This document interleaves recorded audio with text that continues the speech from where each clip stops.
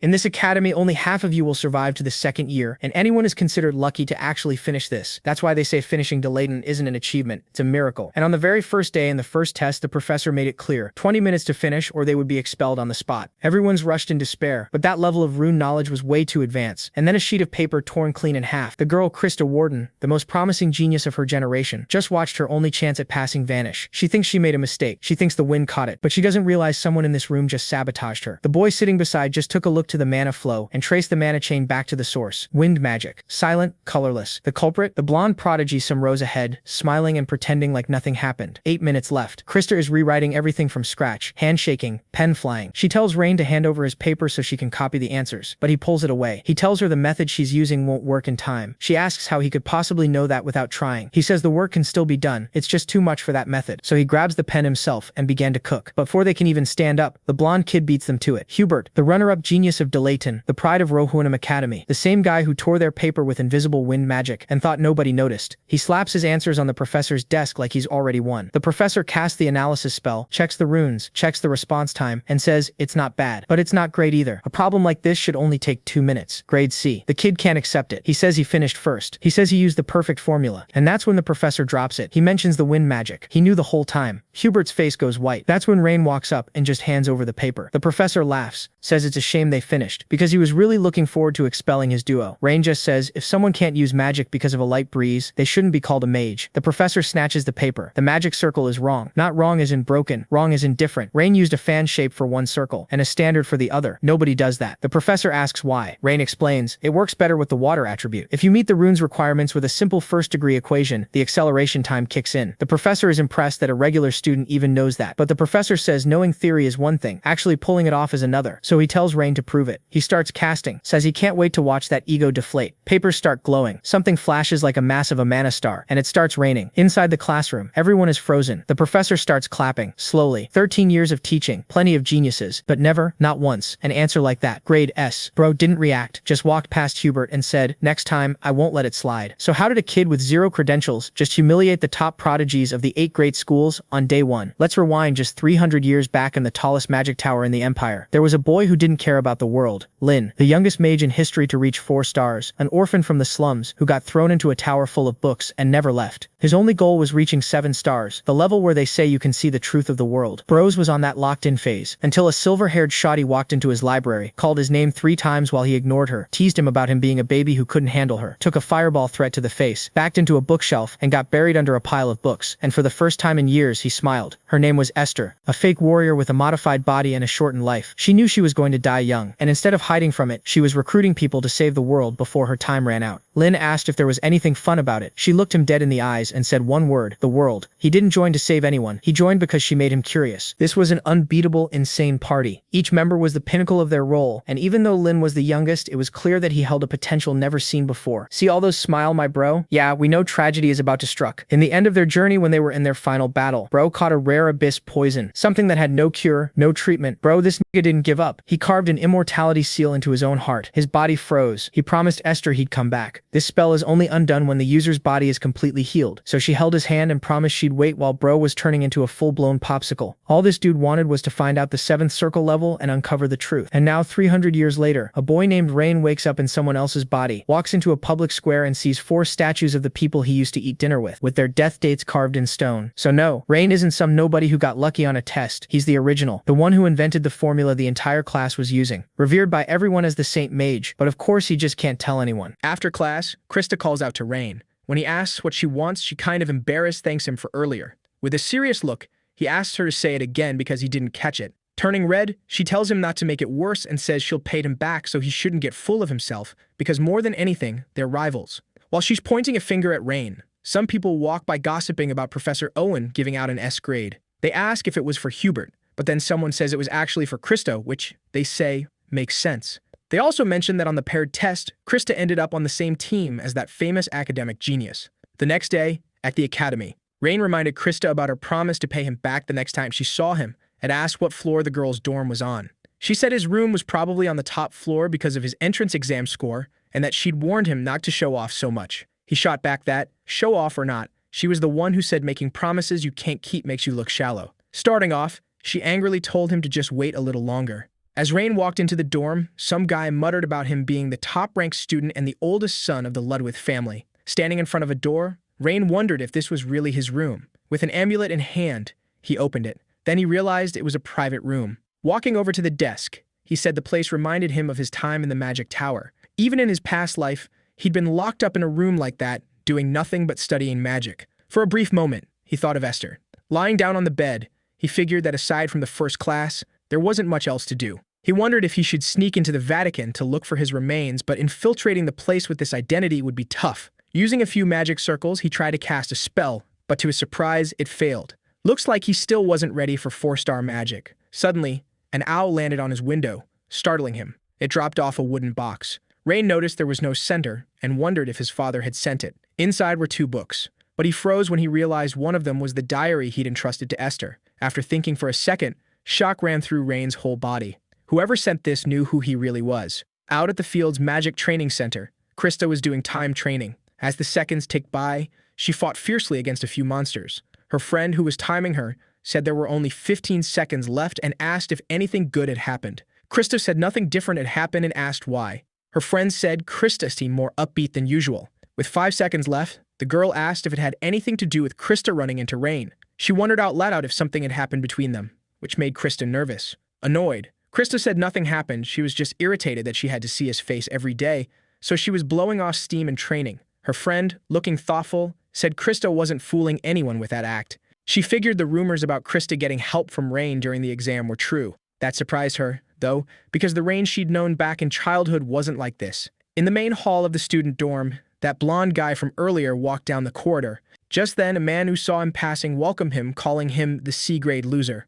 Everyone else ignored it, since they already knew what the guy was like. Hubert turned to him and told him to stop messing with him, or he might not wake up tomorrow. The man, Logan, told him to relax. Mocking him, he said when he heard someone got a C, he almost pissed himself laughing. He added that, on top of that, a girl named Christa got an S rank even with sandbags holding her back. Hubert just ignored him and quietly walked away. But as he was leaving, Logan brought up Rain. Asking if Rain was as cowardly as the rumors said, he said that even so, Rain was still better than Hubert. Without turning around, the blonde guy said that wasn't something a guy with muscles instead of a brain would say and, pissed off, asked if Logan was challenging him.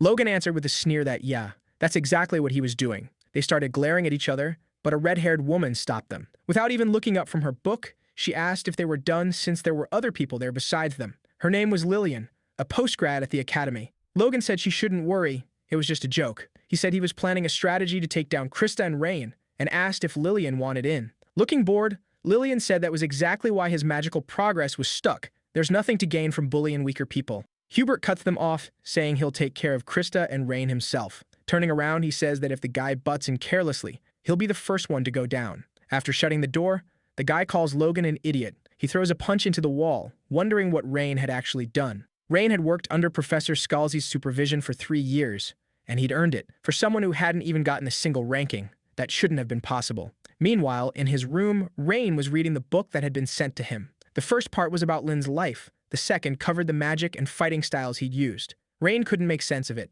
Even if someone knew who he really was, he couldn't figure out why they hadn't reached out. Seeing it was already 11 p.m., he figured he should turn off the lights before the housemaster showed up. Just as he was about to flip the switch, Rain glanced at the book, remembering the kid who'd been following him.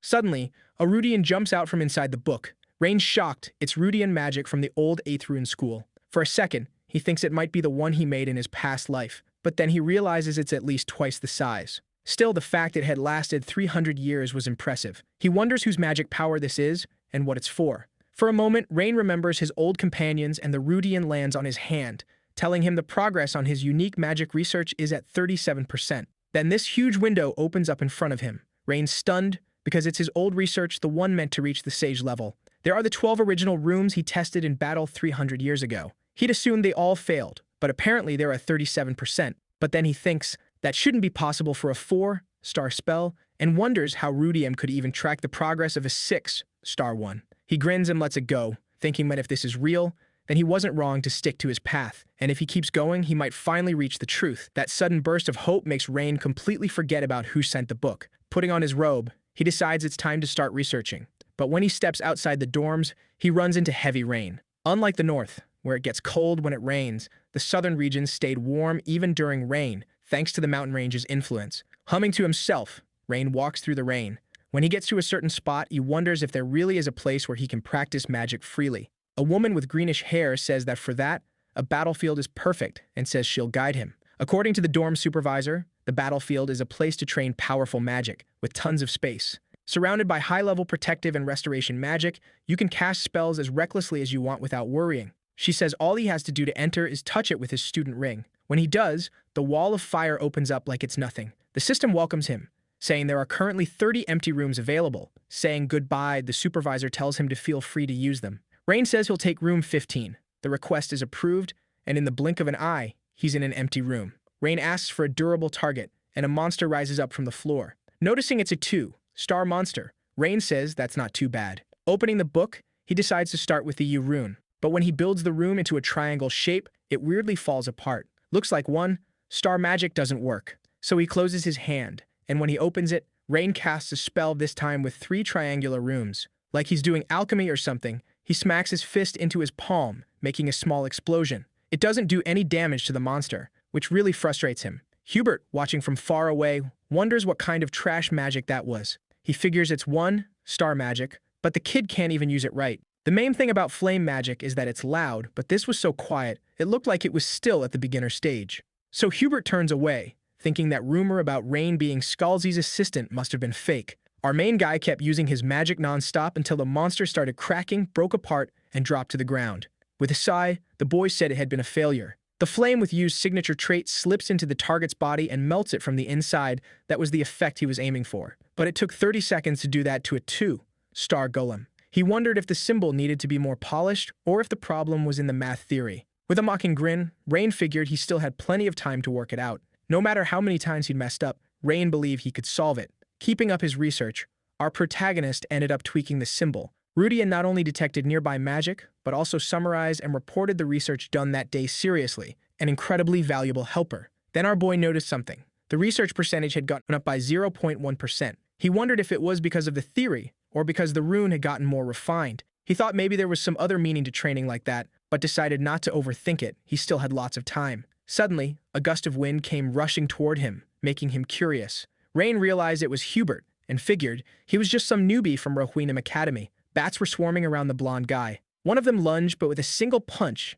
the monster got shattered into pieces. Moving fast, the guy kept attacking, and the rest of the monsters ended up the same way. That impressed Rain. He thought Hubert wasn't bad, someone worth keeping an eye on. But then our protagonist noticed something weird about the guy's movements. The scene cuts to the academy, where the professor explained the process needed to cast a spell. It was split into 3 steps. First, setting up the circle. Second, engraving the runes. And lastly, the mathematical calculation. Out of those, a lot of mages struggled with the 3rd step, because if there was a mistake in the calculation at any stage, it could cause a disaster. So, to keep them from turning into charcoal or getting blown to pieces, the Archmage Lin created a mathematical formula known as Lin's discriminant. He said he'd give them an example, and they had to solve it using Lin's discriminant. Since it might be too much for them, the teacher gave them 10 minutes and said the formula was made to be easy so there shouldn't be any idiots who couldn't do it. Starting the timer, the instructor told everyone to begin.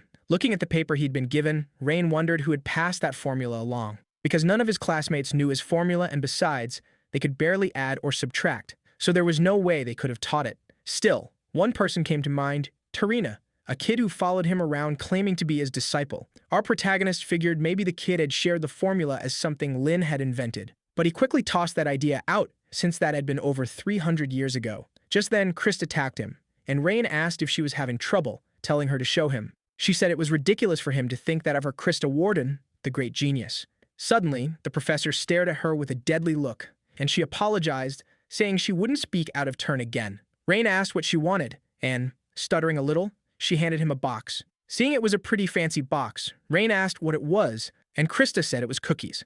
She said she made some with the time she had left over from magic training. Rain was about to ask why, but she cut him off and quickly said he was the one who'd said she owed him. Rain said, well, looks like she was more hardworking than she seemed, but when he opened the box, he found cookies that looked more like charcoal. Christa kept rambling, and, totally thrown off, Rain asked if she seriously called those cookies. Christa said yes, so Rain asked if she'd use mud instead of flour, which made her mad. The professor threw something at her, making her stop. Meanwhile, One student said Lin really was a genius for inventing a formula like that. Hearing all the praise from the students, Lin, now called Rain, felt like he was standing in a field of flowers. They said the mage might even be the reincarnation of an angel or a saint. Embarrassed, Rain begged them to stop in his head. Christa wondered why Rain's face had suddenly turned red. She wondered if he'd gotten shy over just a few cookies. And she thought that even though he always acted like he knew everything, deep down he had that side to him too.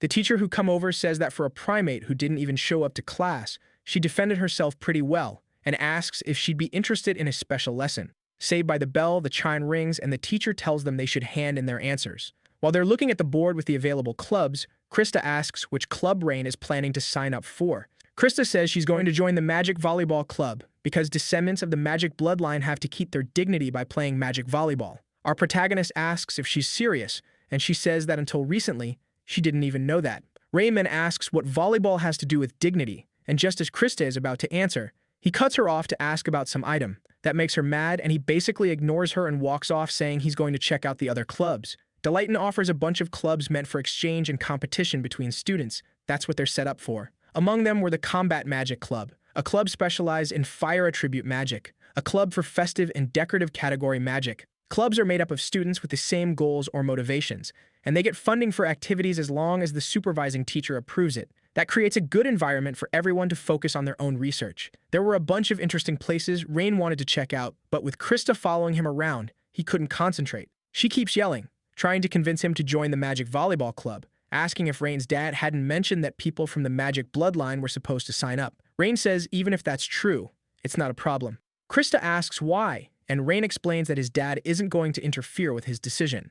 Christa's friend says that can't be true, because the volleyball club is a legit club, and he should join to honor the Magic bloodline. Rain says it's not mandatory and that the Magic Sculpture Club caught his eye more. Plus, there was also the local Magic Development Club. Thinking back, Rain remembers how in the past people were fighting just to survive, but the world became peaceful, and little by little, everyone was able to do what they actually liked. Esther used to tell him that when he grew up, the world would definitely become a prosperous place, so she hoped Lin would be able to protect us lives. Seeing Rain lost in thought, Gertrude calls out to him, asking if he's even listening. All of a sudden, Rain starts walking without saying anything. When they ask where he's going, he says he's going to stop by the local Magic Development Club. That leaves Gertrude confused, wondering if Rain doesn't know that Magic Volleyball is basically an essential part of high-class mage social gatherings. With a sigh, she says it looks like the glory of the Ludwig family who competed with the Page family for over 100 years is going to end with Lord Rain. Then she realizes something. If the Page family's eldest daughter disappeared after a certain incident, and now the Ludwig family fell too. With this intense, almost glowing hostility, she says that if that happens, it'd be the perfect time for a new era led by Christa. But when she turns around to look for the girl, Gertrude notices she's not there anymore. In disbelief, she wonders if Christa maybe followed Rain. And sure enough, just like Gertrude suspected, Christa has fallen Rain, using the excuse that she's curious about the local Magic Development Club. They finally get there, and when Rain is about to open the door, he hears an argument coming from inside. One guy says he can't accept the conditions being proposed. The other tries to justify it with the whole the strong take everything idea, according to club rules. The arrogant guy is Logan, with his usual laid-back expression, telling the other kid to hand over the room. Seeing what's going on, Rain asks who that guy is. Christa asks how he doesn't know and explains it's Logan, a junior from Chihak Academy. Rain repeats the school's name like a question. With a sigh, she says it's a school focused on martial arts. Logan asks if the kid really wants to settle this with a duel, basically taunting him, asking if he even has the guts to duel him. Putting the kid's club down, Logan says a club like that won't be missed like, who even cares about a local development club anyway. Watching like a nosy neighbor, Christa says this kind of thing happens a lot, because clubs need rooms to run their activities, and if you want to start a club when there aren't any rooms available, you have to take a room from another club. Rain asks if, so, this was settled through a magic duel, which the girl confirms, saying it was a clear and efficient method. Changing the subject, the girl kind of teasing asks if he isn't going to sign up for the club, and Rain says he doesn't like annoying stuff. Back to the conversation between the two guys in the club room. The guy says that studying math or making academic breakthroughs isn't the only reason magic exists. Logan asks what the reason would be, and the guy says, from the bottom of his heart, that academic achievements pushed magic forward. But agriculture and disaster relief are areas where magic hasn't really been used much. He says that if they could find a way to use magic there,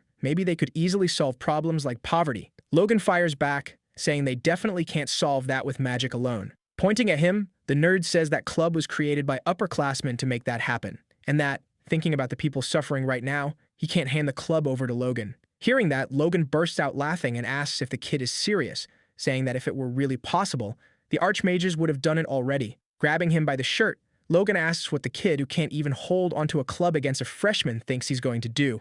With a smug laugh, he asks if those so-called upperclassmen have gotten any results this whole time. That leaves the kid stunned, not knowing what to say. Then Logan keeps going, asking if he really believes in that prophetic research. He says that if the guy won't even dare to face him, then he must think it's no big deal and that's annoying. So he asks what the kid thinks about, instead of helping someone he doesn't even know, helping the person right in front of him. Still being held by the shirt, the kid says he can't do that. Logan comments that the kid can barely even keep his eyes open because he's so scared. Asking if the kid is even awake, Logan says there's nothing left to do except help him open his eyes. He's about to slam him into the ground, but Rain stops him using an electric spell to make him let go of the guy. Building up his aura, the protagonist asks if Logan wouldn't rather have a magic duel with him instead of picking on that kid. Logan looks at Rain, wondering who he is. Noticing that, Rain says he just joined the club as a new member. After a long study session, the progress rate had gone up from 37.1% to 37.9%. In a rhetorical tone, Rain wonders if magic can really do everything. It's not that anything is possible, there are still things magic can't do. But I think it could create an oasis right in the middle of the desert. It could help travelers looking for water. Then he remembers Esther, who on one of her trips asked him to create some spells that anyone could use easily, to help people in trouble and make life easier. Logan stares at the protagonist, who just showed up out of nowhere, with hatred. Then he quickly changes his expression and says, "Oh, so you're a new member." He notices something interesting. Behind Rain is Christa, and the boy's red eyes aren't unfamiliar. Logan steps closer, saying the kid said something stupid and then immediately corrects himself, saying he has a bad habit of thinking out loud. Looking at the kid, he says he was actually on his way to greet him, but asks if he really mentioned a magic duel. In an arrogant tone, he asks if he heard that right. Calmly, the protagonist says yes, that's exactly what Logan understood. So Logan says that if he's that eater, maybe he should give him a match. Laughing, Logan asks if Rain seriously thinks he can beat him. Throwing it back at him, Rain asks if he's scared. If so, Rain can give him an advantage by not using any magic during the fight, and if that's still not enough, Rain says he'll only use 3 spells developed by that club. That confuses Logan, who asks if he's serious. Confidently, Rain says Logan's basically saying he won't lose either way. Hearing that, Logan says this isn't just a failure, it's stupidity. He puts a hand over his mouth, saying he misspoke again, then asks if Rain knows it takes 3 days before a new member can be approved. So, at that point, it was basically just a personal challenge. Noticing Logan was up to something, Rain tells him to just get to the point. Turning to the club leader, Logan says that if Rain won, he'd give up that room, and if anyone showed up to mess with them, he'd kick them out himself. But if Logan won, the kid would have to submit a form to drop out of school. Logan laughed, saying that for some reason, ever since he'd met him, he felt this huge, impossible to cross barrier. Just then, Christa, who'd been listening from outside, opens the door and asks if Logan is kidding, because the deal wasn't fair at all. Already sick of her, Logan tells the busybodies to shut up. Agreeing with him, Rain tells Christa not to get involved. She asks if he even understands what's really going on there. Staring Logan down, Rain says he doesn't need to because he's going to win. Rain tells Logan he can pick the date and time, he'll be ready whenever. Laughing, Logan says that since Rain's so confident, he'll get a teacher to act as judge. And since there's no need to drag it out, he says the duel will be that same day at 6, in the Dragon Blood Arena. Walking past Christa, who's standing by the door totally stunned, Logan says he'll be waiting for the kid. As he walked through the school, Logan commented that this time he caught something big, and the principal and the elders would be pretty pleased. He figured that day was going to be amazing. Calling out to Rain, Christa asks if he'd forgotten his place there, getting himself into a magic duel. Opening a book, Rain answers dismissively that he's a university freshman. In a serious tone, she tells him to stop messing around. Rain just ignores her and grabs a few more books. Seeing that, she turns away, saying he could do whatever he wants and that she's an idiot for worrying about him. Watching her leave, Rain wonders why Christa is so mad. Standing up, the club leader says it makes no sense. Rain was the one who did it. People from magical bloodlines don't get into duels. Then Rain notices something. The club leader had a dragon Rain with open wings, which was weird considering he was only a second year. Putting that aside, Rain asks why he says that. The leader explains it's because there's way more to lose than to gain, and admits he feels more confused than grateful, asking why Rain helped him. Rain says he didn't mean to help him, but he did because of a promise. The guy looks confused, but says he's grateful anyway. Still, He says it feels like Rain is underestimating Logan. Hearing that, Rain asks if Logan is really that impressive. The guide explains that Logan is basically like a mage king. He has a big advantage against regular mages and specializes in long-range magic. On top of that, he's been in a bunch of duels and his win rate is over 90%. Sitting down, the nerd says Rain got himself into a reckless situation, all because he spoke without thinking. He says maybe he overdid it arguing with Logan, since honestly, it wasn't even that big of a club. Cleaning his glasses, he says he was born out in the countryside, and the villagers pooled their savings so he could pay tuition. So he wanted to pay them back somehow, to make the village a better place to live. That's why he joined the club and started researching magic. But things didn't go the way he planned, and the anxiety just kept getting worse over time. He clung to it for personal reasons, and in the end, he got nothing. He asks if that doesn't sound pathetic, and says it feels like it's God's will that he give up. Laughing nervously, the leader stands up and says he'll be the only one taking part in this duel. Rain cuts him off and, with a serious look, asks what's pathetic about any of that. Pulling a book from the shelf, Rain says he's the one who accepted the magic duel and asks if he can borrow a few books about magic. As he leaves the club room, he says he'll bring them back soon. The guy tries to stop him, and that's when Rain asks if he knows why Archmage Lin started studying magic. Confused, the leader asks why, and Rain says it was to survive. Then he says everyone starts studying magic for some personal reason. Out in the university hallways, everyone was whispering when they saw Rain. Realizing the rumor had already spread, he thinks it's turning into something way bigger than he expected. Then he hears someone calling out to him, saying they'd finally found him. When he turns around, Rain sees it's Ellen. She's sweaty and clearly exhausted, and she asks if he's okay. With no hostility at all, the boy greets her. The next second, before he can even say anything, she lunges at him and locks him in an arm hold. She says she can barely sleep because of him. Admitting she knows about the duel, she asks if she heard wrong. Rain then admits the rumor is true. That drives her crazy in a laughing fit. She says her adorable nephew has caused a whole scene and that she needs a drink. Rain yells that his head's going to explode if she keeps squeezing. She lets him go and says getting hit by Logan would hurt way more and that he's being dramatic. Then she sighs, and Rain slow as always asks if she was worried about him. She whips around and yells, asking if she looks like some pathetic aunt who worries and goes around checking on a guy like him, telling him not to get the wrong idea. Flicking him on the forehead a few times, she says he'll only learn after Logan gives him a proper beating.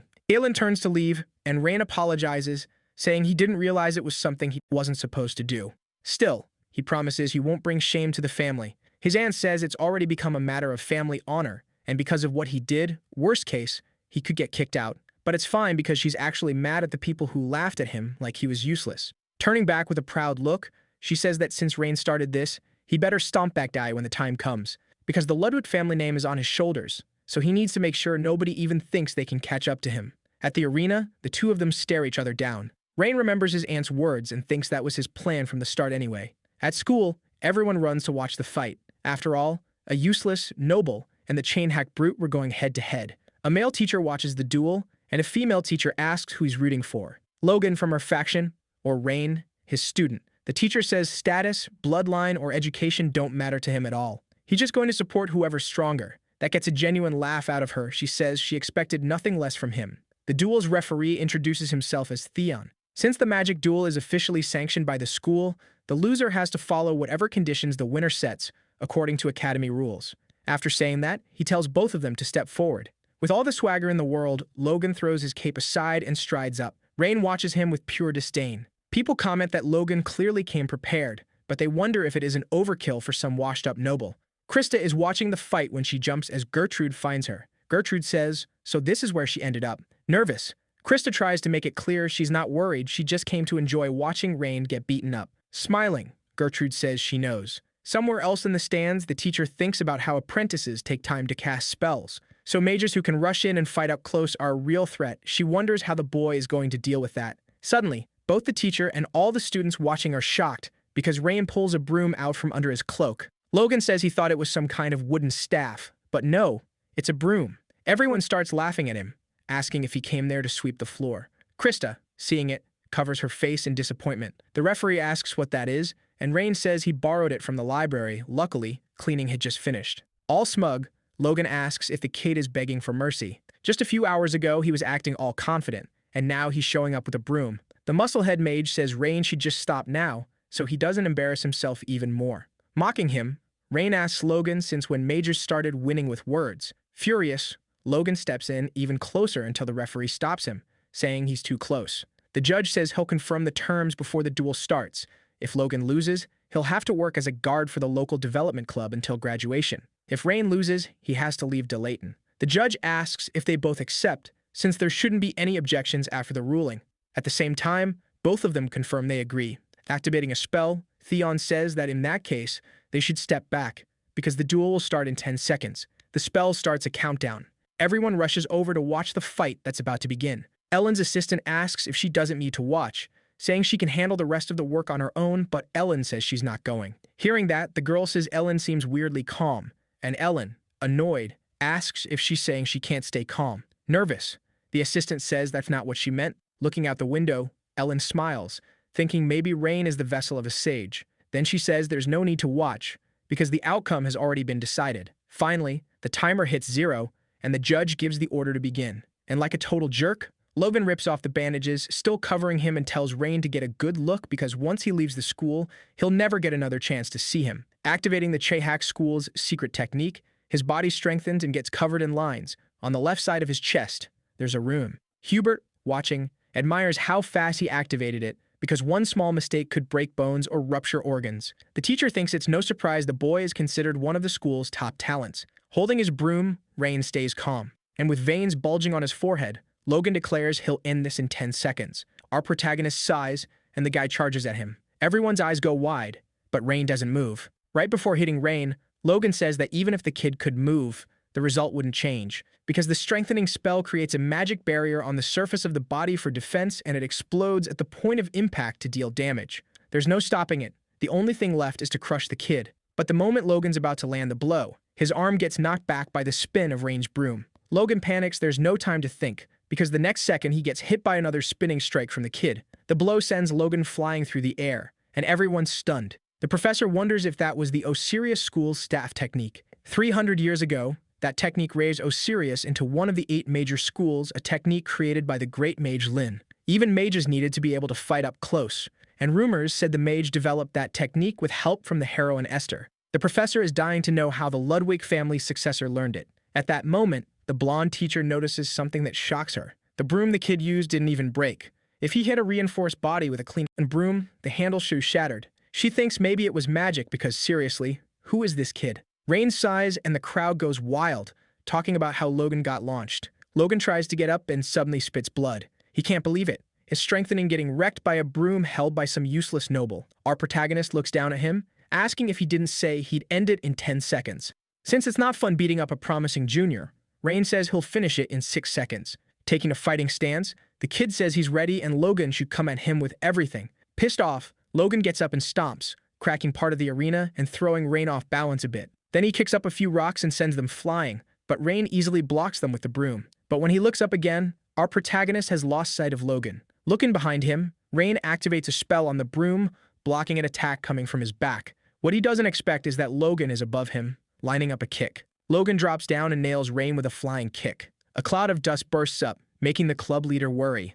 But inside the haze, we see Logan sinking into mud. The man was wondering what had happened out there when he heard Rain's voice, saying that was a 1-star spell used for plowing fields. When Logan turned around, he saw the kid standing on a pile of rocks, explaining that the spell could create a temporary dam during floods. Smiling, our protagonist asked if that didn't seem pretty useful. In the crowd, some people looked worried or shocked, while others seemed genuinely excited about the spells. The teacher, thinking to himself, noted that staying up on a platform, keeping a good view and some distance, was perfect for shutting down Logan's ability. To him, Rain had seen Logan's attack coming, turn the ground into mud, and trap Logan's feet. Everyone thought the fight was basically over, since Rain clearly had the upper hand.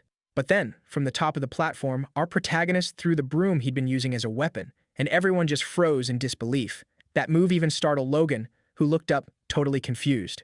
Christa yelled at the kid, asking what he thought he was doing, saying he should just use a long-range spell and end it already. At that moment, Logan, still stuck in the mud, started gathering his strength. And as the broom fell, the guy launched himself like a rocket, smashed it, and charged at Rain with a punch. But right as he was about to hit Rain, Logan got stopped by huge tree roots our protagonist summoned. Everyone's jaw dropped, because that spell could basically bring dead plants back to life. That's when Logan realized why the kid had thrown the broom. Breaking part of the branch that was holding Logan, Rain said that, like he promised, he'd only used 3 spells, and he asked if, in that case, they should just end this. Realizing he was about to lose, Logan started cursing him out, thinking there was no way he could allow himself to lose in such a humiliating way. He began twisting and struggling, trying to break free. Seeing that, our protagonist wondered if he'd put in too much magical power, but then he said maybe it was just sticky because it was a vine and that, considering plant traits and how easy it was to control, it still needed improvements. Rain commented that Logan looked like he was in pain. Still, he told him not to worry, he'd be more comfortable soon enough. Holding the branch, our protagonist pretended he was going to jab Logan in the eye. But at the last second, he swerved, turned away, and tossed the branch aside. Frustrated, Logan demanded to know what he was doing, since he'd said he was going to finish this. And before he could keep complaining, Rain said the battle was already over. Since Logan had lost, he should just shut up. Rain also said Logan now understood how much it hurt to get hit, so from now on, he should stop doing bad things. Then our protagonist undid the platform, and Logan, still trapped, realized that for the first time, someone had actually shown him mercy. Watching the magic fade, Rain said it had lasted a long time, and that spell seemed like it had plenty of practical uses. Bored, our protagonist remembered he still had to officially finish the duel after all. One side had to surrender or completely collapse. And as Logan fell, Rain hit him with a wind spell. With his fingers still smoking, the kid said the match had already been decided earlier, so that shouldn't count as an attack. Then Rain looked at the judge, waiting for the announcement. Grabbing his radio, the man announced the winner was Rain, from the Ludwig family. As soon as the winner was announced, the crowd started shouting. Christa, who'd been worried up until then, looked happy and relieved. Looking back, Rain noticed someone coming toward him, leaning against the wall. It was the club leader, thanking Rain for everything and saying he didn't even know how to repay that kind of kindness. Our protagonist asked what kindness he meant, and the kid tried to say something, but Rain cut him off, saying that even if they weren't perfect, he could feel the leader's determination in every spell he'd used. And he said, firmly, that the upperclassman's efforts hadn't been for nothing. Realizing he'd said more than he probably should have, Rain apologized and asked if he could request something. Smiling, our protagonist asked the guy to keep creating spells for local development enough that Rain wouldn't be needed. He said he believed the kid could handle it. And while the club leader cried happy tears, Rain left the arena, wondering what Esther would have said in that situation. But he figured he should stop thinking about it after all. He wasn't Esther. Even so, Rain wondered if he'd managed to keep at least a little dignity. That night, in the dorm, Logan woke up to the sound of people talking about the fight. They couldn't believe the result. After all, it's not every day some useless noble beats a genius like Logan. When he gets up, the guy ends up with a massive headache. The professor, standing next to his bed, asks how Logan's feeling after dragging the school's name through the mud. Breaking out in a cold sweat, the kid tries to come up with an excuse, calling the professor Big Brother. Grinding his teeth, the professor says that here, he should call him Professor. That freaks the kid out, and he apologizes right away. With a sigh, the professor says Logan should take a break. Looking scared, the kid says if he did that, his brother would probably get beaten up by the elders. Turning away, the professor says Logan should stop pretending to be a genius, asking if he really thinks he's special just because people treat him like he's elite. With a shaky voice and his head down, the kid says no. Then the professor asks what the boy knows about Scalzi Ludwig. He explains that the Rivendell students said Rain was Scalzi's assistant for 3 years, leaving the kid speechless. The professor goes on, saying that if heartless Scalzi kept him around for 3 years, then Rain's skills were the real deal. Furious, Logan couldn't accept the oldest son of a family being like that, and ignoring everything his brother tells him, he refuses to accept it, swearing he'll take the kid down the next time they fight. Hearing that, the professor asks if he's stupid or something, saying it looks like the kid's stubbornness didn't change even after getting his ass kicked. He asks what Logan even sees in the boy to call him a disgrace. Logan's the one who got beaten and then spared in the end. Still, if that's the only conclusion Logan can come to, his brother says he can do whatever he wants. As he leaves the room, the professor reminds him to make sure he follows through on the bet. Now alone, Logan convinces himself he wasn't intimidated by his brother and that he didn't argue out of respect. Rewinding a bit, 15 minutes before the magic duel with Logan, Rain was in Layton's Central Library, the biggest library in the Empire. He thought it was weird that Lynn's biography and diaries had been handed to him. He asks the secretary where he should go to find books like the ones he has. And the next moment, she hands him 2 books, one about the life and achievements of the archer Kais, and another about the fire dragon priestess, Friede. Looking at the books, he remembers the bet he made with the priestess. With a smug smile, she said they should bet on whose biography would be thicker. But Lynn looked at her like she was ridiculous, asking why he should care about a ranking made by someone he didn't even know. The mage tries to get under his skin, asking if he's scared because the bet is against the legendary priestess Friede. Like a kid, he falls for it and accepts, saying the outcome was obvious anyway. Esther, who is training with a stone stuck on the tip of her sword, turns around and says that in that case, she's betting on Lynn. Friede asks why she always bets on the boy and Esther says it's the obvious choice. Walking up to Esther, Lin asks what the real reason is, and with a smile, she says it's for a bunch of reasons. Suspicious.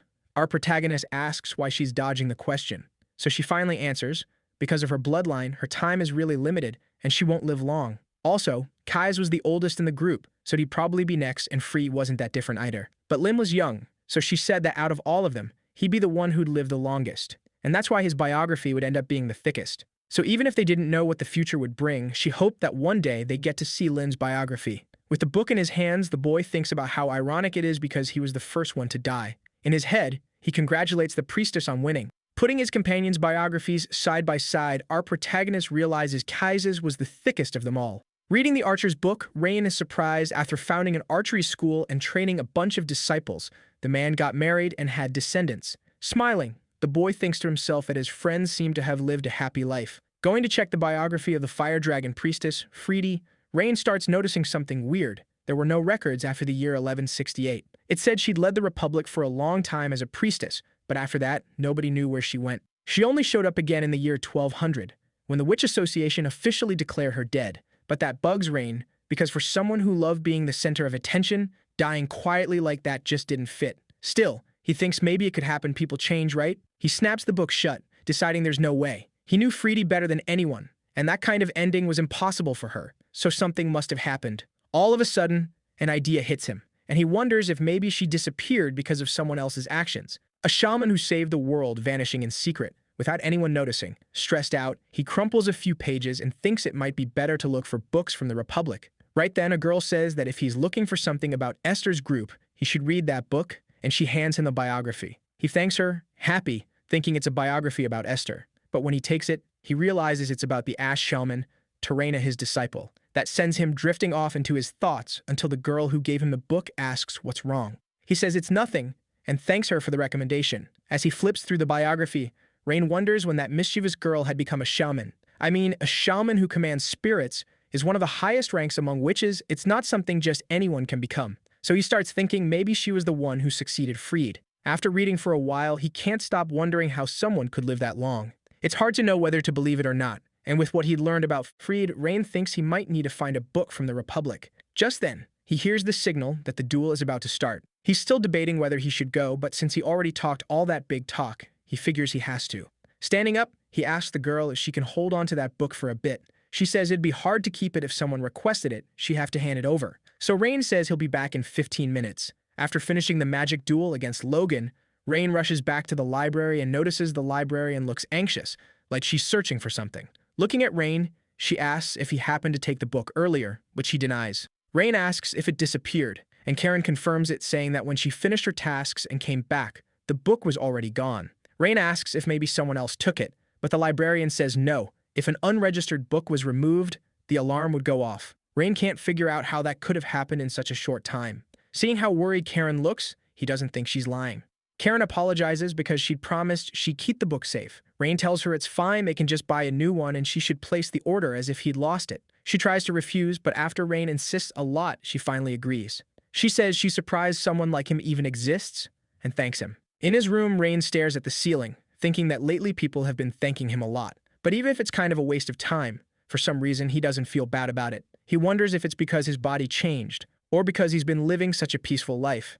Either way, he knows he has to figure out what to do about these incidents. Because there are too many weird points, like the diary he trusted to Esther somehow ending up back with him. And on top of that, right when he started digging into his companion's past, Terena's chronicle disappeared. He wonders if it was her, but then thinks that's impossible because she's already passed on, and everyone he'd known back when he was still Lin was dead. Not knowing who is behind all of this is really messing with him. Picking up the book again, he realizes strangely his progress has increased. Rain wonders why, since all he did that day was beat someone using magic. Then it clicks, and he realizes he can increase his progress by using magic against other people. And that means the door to the truth has to be opened through violence. But the guy's excitement dies down, and he starts thinking something about this can't be right. Our main character figures that even if power can rule the world, it didn't seem like it was something that worked through brute force alone.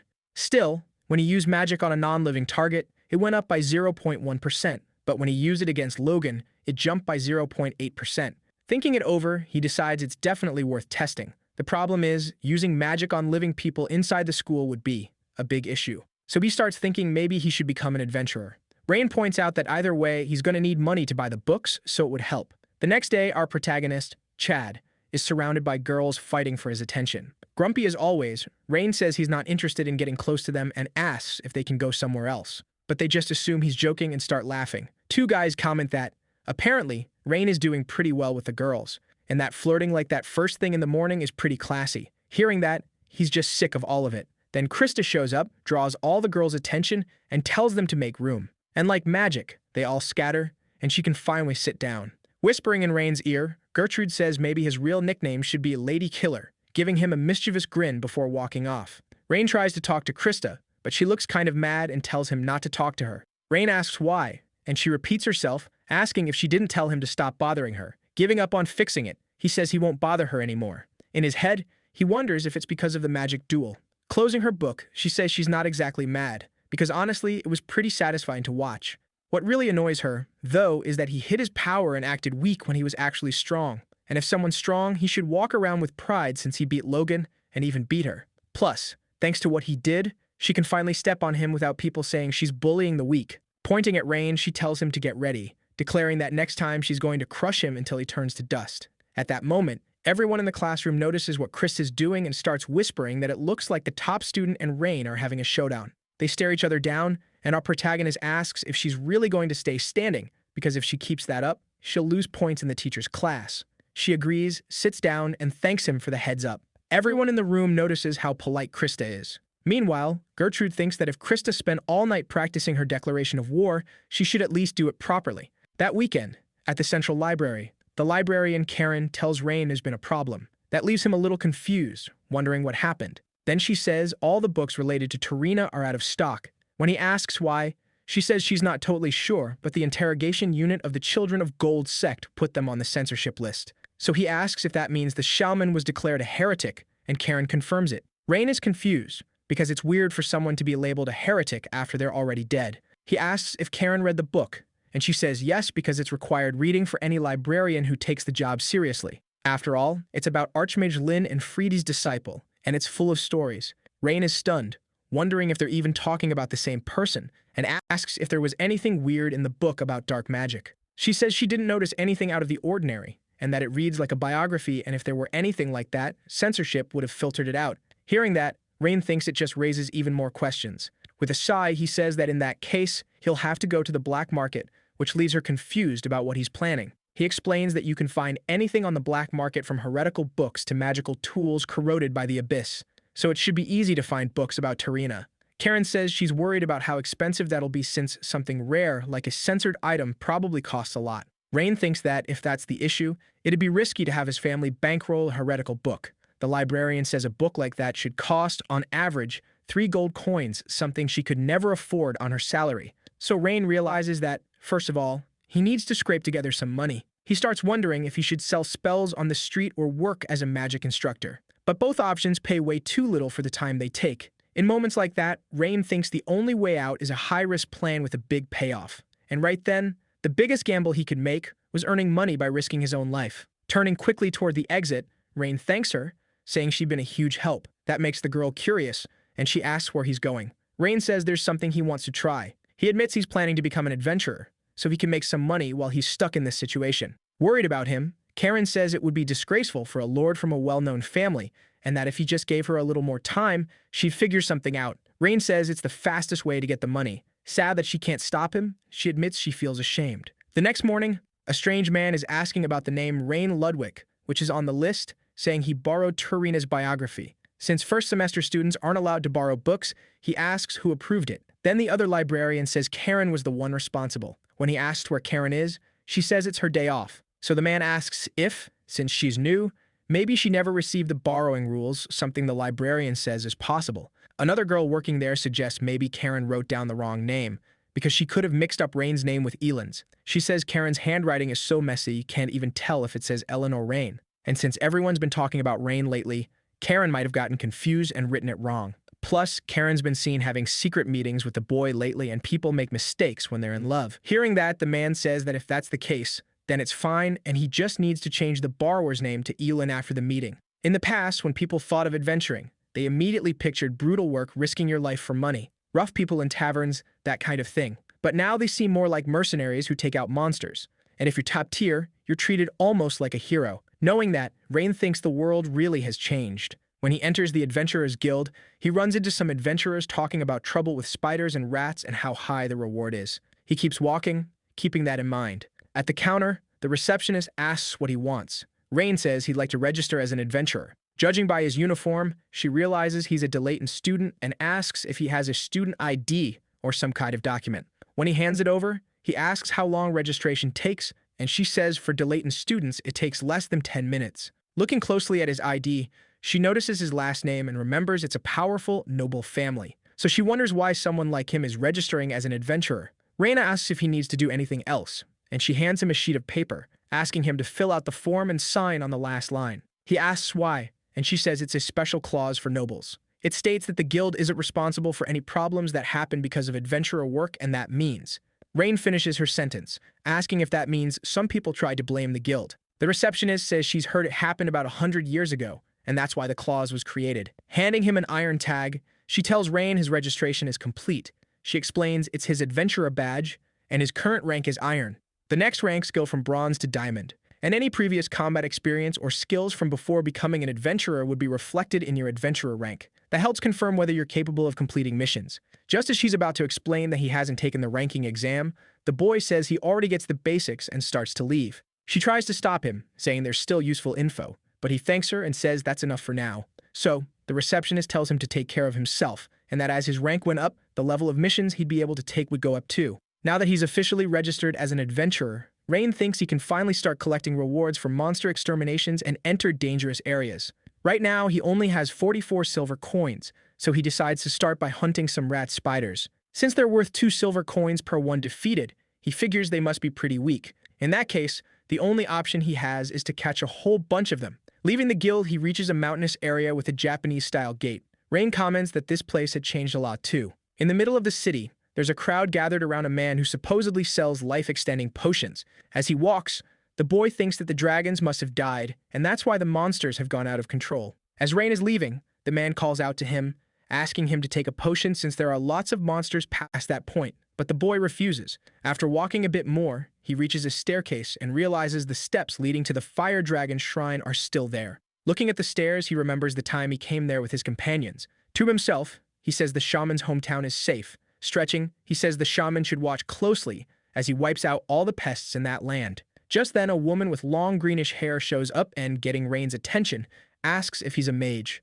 She tells him to stop hiding because he can't fool her, creating this weird vibe in the air. Rain replies that he's not hiding. He asks if it isn't obvious he's a mage because of his uniform. Embarrassed, she tells him to just drop it. She asks him to join her party since they need a mage. Rain's surprised to hear she has a party, and she starts introducing the members. Pointing to a huge man standing behind Rain, she says that's Bart, a super reliable silver rank vanguard. Rain asks if she's kidding, because no matter how he looks at him, that guy doesn't seem human. Hearing that, the woman says he's being rude, and that despite his looks, Bart is actually a softie. Then she introduces Sammy, the party's apprentice priest, who gives off this calm kid vibe and says it's nice to meet him. Finally, the girl introduces herself as Rem, a genius archer, and, striking a pose straight out of Team Rocket, she declares they're going to do their best. Rain asks if they're seriously trying to recruit adventurers looking like some kind of criminal gang. Rem asks who he's calling a criminal, and he says they look like a human trafficking group trying to kidnap people. At that moment, Bart, looking angry, says that if Rain wants a fight, he can bring it, scaring the boy. But then something unexpected happens. The giant warrior who seemed unshakable starts crying. Rem tries to calm him down, saying this isn't the first time they'd been misunderstood. Scratching his head, Rain asks why they'd want someone iron rank like him. Confused by the question, Rem explains that ranks don't mean anything to them, they can judge people just by looking. With a bright smile, she says he looks pretty strong. That attitude reminds Rain of his old companion, Esther. She also says Bart didn't want Rain going alone down a mountain path full of monsters. Sammy adds that young students often get into accidents trying to make money in that area. The group says they don't want to force him into anything, and tells him to be careful if he'd rather go alone. After thinking for a bit, Rain thanks them for the advice, but leaves, saying he prefers to work solo. Sighing, the party leader says it's a shame, but there's nothing they can do. Still, she says he'll be fine, telling Bart not to worry so much. As Rain walks away, Rem says they should start hunting the rat spiders, since she's already found their habitat. Just then, someone taps her on the shoulder, cutting her off. It's Rain sweating and introducing himself. He says he's available to join the party. And with that group, Rain heads out to exterminate the rat spiders. Somewhere else, we see the spiders feeding. In the middle of the forest, a rat spider is chewing on tree branches. Then he hears something. It's Rain's group, wondering if rat spiders even really exist, since they haven't seen any side of them around there.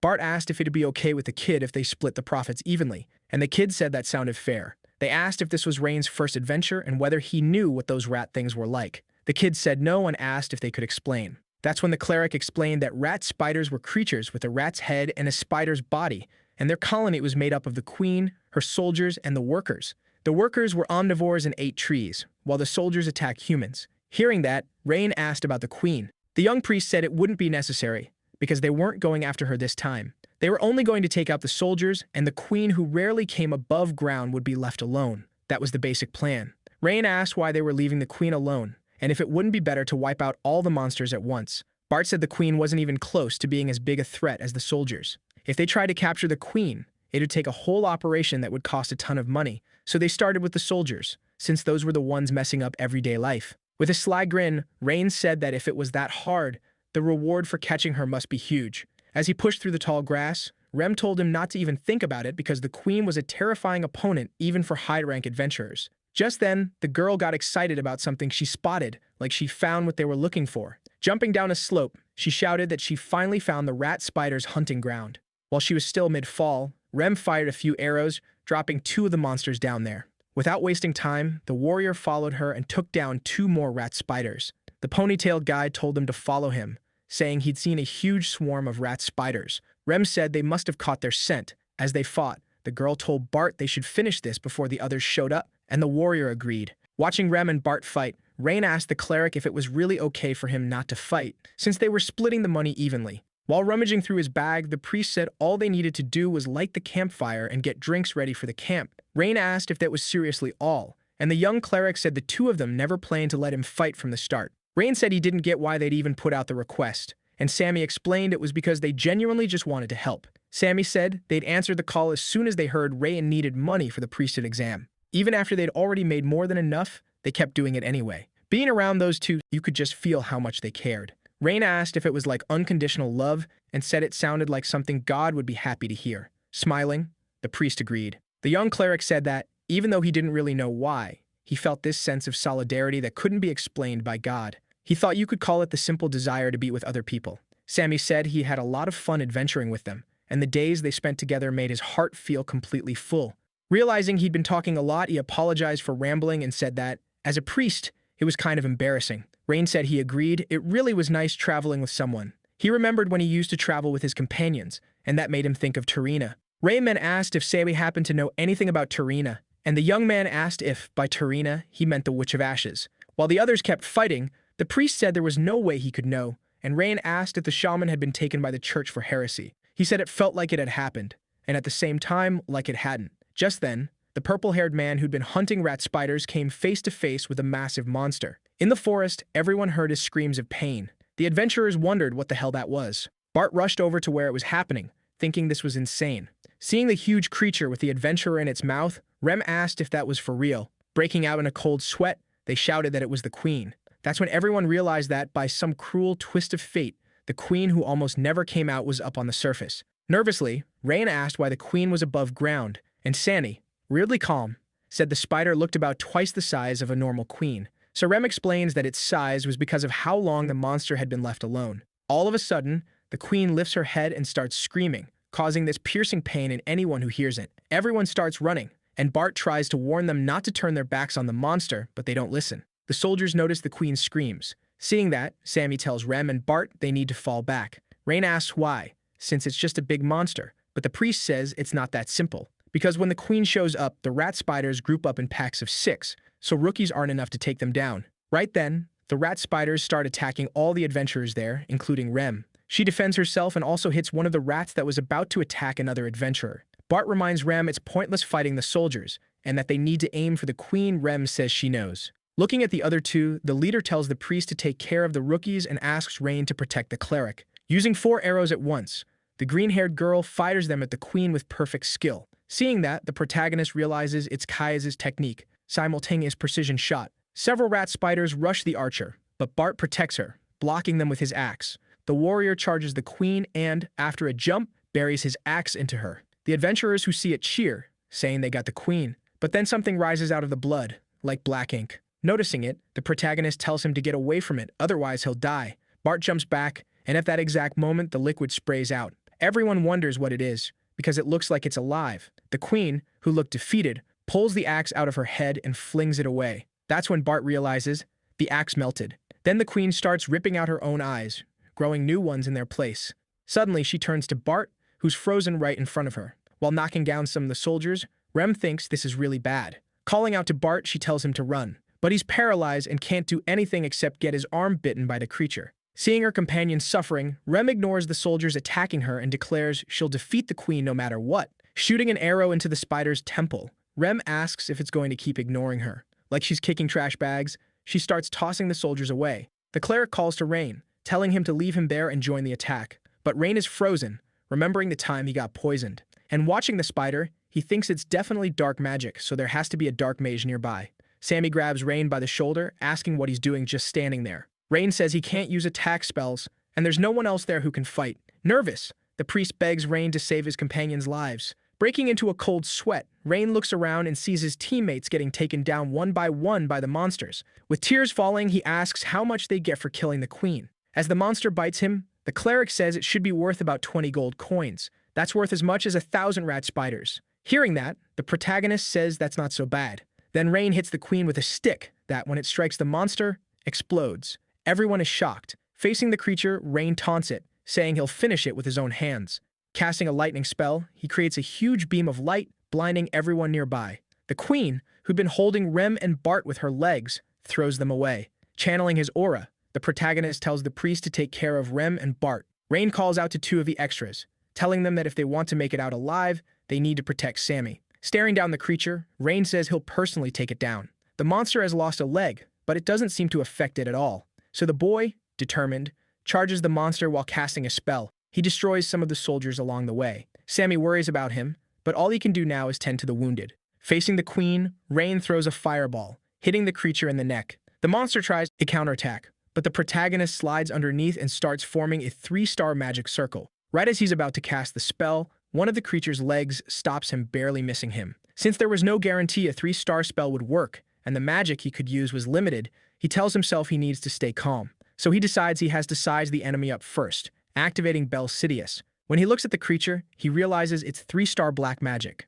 One of the soldiers tries to attack him, but Rain dodges easily. Summoning a magic rope, he thinks that with that level of concentrated black poison, his current body wouldn't be able to handle it. So if he couldn't block it with Bel Curious, he'd have to use 4-star magic. And since the black mage could be nearby, the risk was huge. This was such a mess, he had no idea what he was supposed to do in that situation. Even badly hurt, Rem manages to get back up. Worried, the cleric tells her she should lie down because the bleeding is serious, but she says she's fine. The priest tries to argue, but she cuts him off, asking him to take care of Bart for her. One of the soldiers tries to attack her, but even struggling, she takes him down. Potato Head asks if Rem is okay, and she tells him not to worry about that, he should be dealing with the spider rats. With Rain there, the guy thinks nothing is going to work, so they need to retreat right now. Just then, something slams into the tree next to the boy. Looking closer, Rain realizes it's one of the soldiers' eyes. When he understands what that means, he's terrified because the queen is killing off her own offspring. Noticing Rain up in a tree, the queen hurls one of her creatures and knocks him out of it.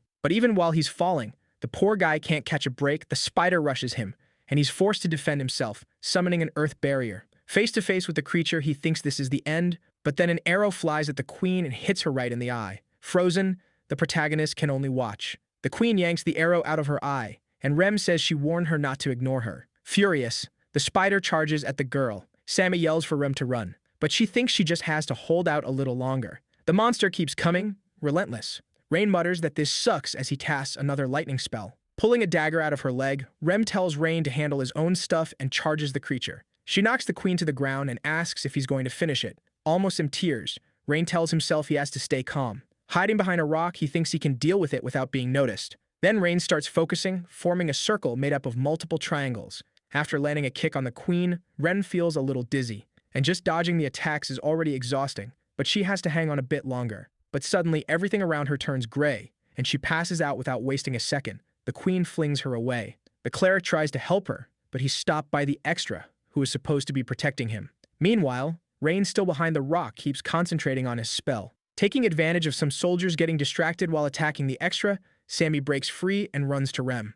The protagonist spits blood from the sheer effort it takes to complete the spell. Right as the queen is about to finish Rem off, the priest shows up, dodging the blow with the girl in his arms. That shocks everyone, even the creature, whose eyes go wide. Rem asks what Sammy thinks he's doing. Grabbing her by the shirt, he says they have to get out of there alive so they can keep smiling. So she needs to stop doing reckless stuff. She apologizes and, holding onto the cleric's shoulder, says that when they get back, he'll have to write a reflection letter. He agrees, and with both of them facing the queen, she tells him he'd better be ready. The queen is about to attack, and the two brace themselves for it. But then something unexpected happens. Rain's spell is finally ready. He launches a massive fireball, taking the creature down. That spell was made of 4 layers of triangles. The runes used for the inscription were angle, rule, bind, and finally, disperse.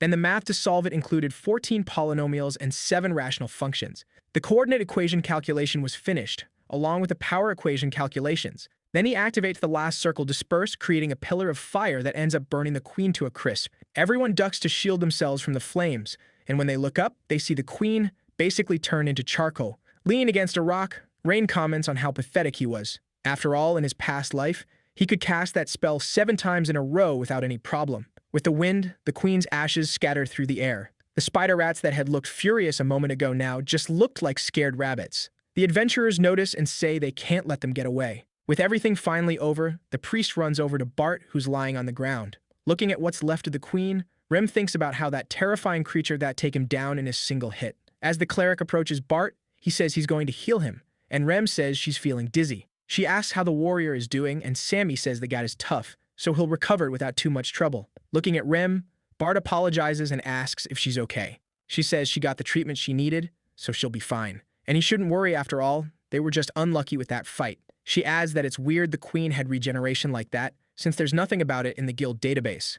But even so, the boys still manage to bring her down with one blow. As night falls, the group rushes to help Rain. The mage says the kid's condition is from mana overload. If that's the case, Rem says he probably burned through all his mana in that last attack. But why Rain hid still bugs Rem, so she figures that since the queen was close, he needed cover. Sammy says they should talk about it later. Right now, they need to focus on saving him, and she agrees. Meanwhile, Rain, unconscious, flashes back to when he was still Lin. Surrounded by his companions, he asks not to be officially recorded as a member of the hero party and for that to be reported to His Majesty too. An elderly man says he doesn't get why the boy would ask that, since it was something His Majesty had prepared to honor those who devoted themselves to humanity. Esther asks if he hates them or something, and says if he's messing around again, he needs to stop calling him a troublemaker. Confused, the protagonist says it's not like that, and that he's just different from all of them. That makes Freedy's face tense up, and she demands to know what he's talking about. But then Lin cuts in, saying he doesn't carry a destiny like Kai's or Freed. He doesn't even have a mission to fulfill like Esther, and he didn't set out on this journey for someone else either. He did it purely out of personal curiosity. Being part of it was nothing more than coincidence. So Lin says he doesn't deserve to have his name recorded because he can't go and stain their reputation. Hearing that, Kai's puts a hand on Lin's head, and everyone starts laughing, saying how funny he is for worrying about that. Annoyed, the boy says it's not worrying. It's just a highly logical conclusion. Then Esther takes his hand and, with a calm look, says that no matter what anyone else says, he's part of their group. So he doesn't need to think about sacrificing himself, he should just do what he thinks is best. After all, that world already recognizes him as the hero party's archmage. When Rain wakes up, he's in the middle of the city. Being carried by Bart, he asks where they are, and Rem looks surprised he finally woke up. She tells him they're on their way to the school. With a sigh, Rain feels his whole body aching. He thinks maybe he overdid it, but he's still glad they didn't get caught by the Black Mage. Bart asks if Rain was the one who summoned that fire magic earlier. Rain thinks for a moment. Noticing that, Rem says he shouldn't lie, they're already sure it was him. A bit reluctantly, Rain says he wasn't trying to hide it. Hearing that, she mutters that it really was him. They say that since they thought he was going to keep it secret, they reported that they used a scroll, then ask if he wants them to correct it. But Rem says they should just leave it as it is. Since he seems to have his reasons, Rem says she won't ask anything else.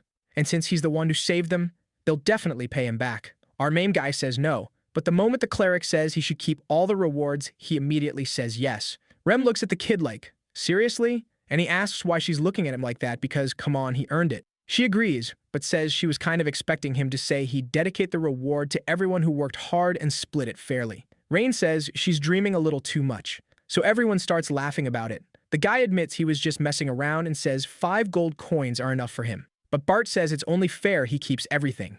Rain tries to argue, but Rem cuts them off and suggests the kid should use his connections and turn this into an opportunity. She asks what he thinks, and he agrees, saying it's a good idea. Then the priest asks if he hadn't asked about Tarina earlier. Our protagonist says yes and asks why. Sammy says he overheard something while he was in the church district, so it might not be accurate. But from what it sounded like, the shaman had gotten involved with dark magic in her later years. Rain says goodbye to Rem's group with a smile. But after everyone leaves, his face turns serious, and he thinks that, apparently, the girl really did get mixed up with dark magic. At the library, Rain flips through a book, resting his chin on his hand. He closes it, thinking there wasn't any mention of Tarina being involved with dark magic. Staring at the book in his hands, he ends up having another flashback from when he was still Lin. Lin tosses aside a worn-out book. Gripping his staff, the boy moves forward, toward a place that had fallen into ruins, an eroded village down in the abyss. Inside an abandoned house, half submerged in the swamp, they ended up finding Tarina. Back then, she was 7 years old. With a snap of his fingers, Lin makes a makeshift campfire out of bits of wood and torn book pages. He says that she'd do the trick. Then the girl starts coughing. Lin turns and slowly walks over to her. Tarina looks terrified, and Lin pulls something out of his bag. Her fear disappears when she realizes it's food. Holding out the bread, he asks if she wants to eat. He tells her not to worry, there's no poison or anything. The rest of the group comes closer, and Lin asks if she's not going to eat, saying it's all he has to offer. But she stays silent, and Lin sighs. Then the girl finally breaks down, saying her mom, her dad, and everyone she knew were dead. Hearing that, Lin asks if her village had any contact with the outside world. She says she doesn't really know, and Lin stands up and says he gets it, he didn't even know a village like that existed. But he says maybe now she's the only one who still remembers that village and its people. He says that sounds really lonely, a life nobody remembers. Then he asks if she's okay with that because if she dies, that place will vanish without a trace. Almost crying, Tarina clutches his clothes and says she doesn't want that. Lin steps closer and says, in that case, she needs to eat. He hands her the bread and says even if she doesn't want to, she has to eat to survive. So she can remember the people who live there. That's something only she can do. Then the girl starts eating like her life depends on it because it does. As she eats, tears run down her face. And from that day on, Tarina starts following him everywhere. The kid has talent for magic, but Rain says he never meant to turn her into some great mage. All he taught her were the spells she'd need to survive, even after they eventually went their separate ways. She always learned diligently, never complaining. They practiced putting out small fires with water magic, and saving people from falls with earth magic. Every spell was meant to help others. Sitting around a campfire, Freedy asks if Lin has a soft spot for teaching younger kids, and Esther asks if that's true. He tells them to say something that actually makes sense. Watching the girl practice magic, he wonders if what he's feeling is sympathy or compassion. Maybe he feels connected to her because her situation is kind of like his past. The day comes to leave Tarina at the church. Even though her expression is gloomy, she surprisingly says goodbye without making a scene. Esther says that staying in that town would only make things harder and that they should leave fast. Lin agrees. In his thoughts, the boy just hoped Tarina would be okay. A man was showing her around the house, saying it might feel huge at first, but she'd get used to it soon. The girl, looking miserable, stayed quiet. Noticing that, the man tried to reassure her, saying she didn't need to worry about anything because from that moment on, they'd be her family. That's when Tarina, who'd been silent, finally spoke up and said that wasn't her home. She created a magic circle made of squares and added that they weren't her family, only her master was. An old man in black robes came down the stairs and told the priest the child's admission process was complete. The man freaked out when he saw the priest pinned to a pillar by tree vines.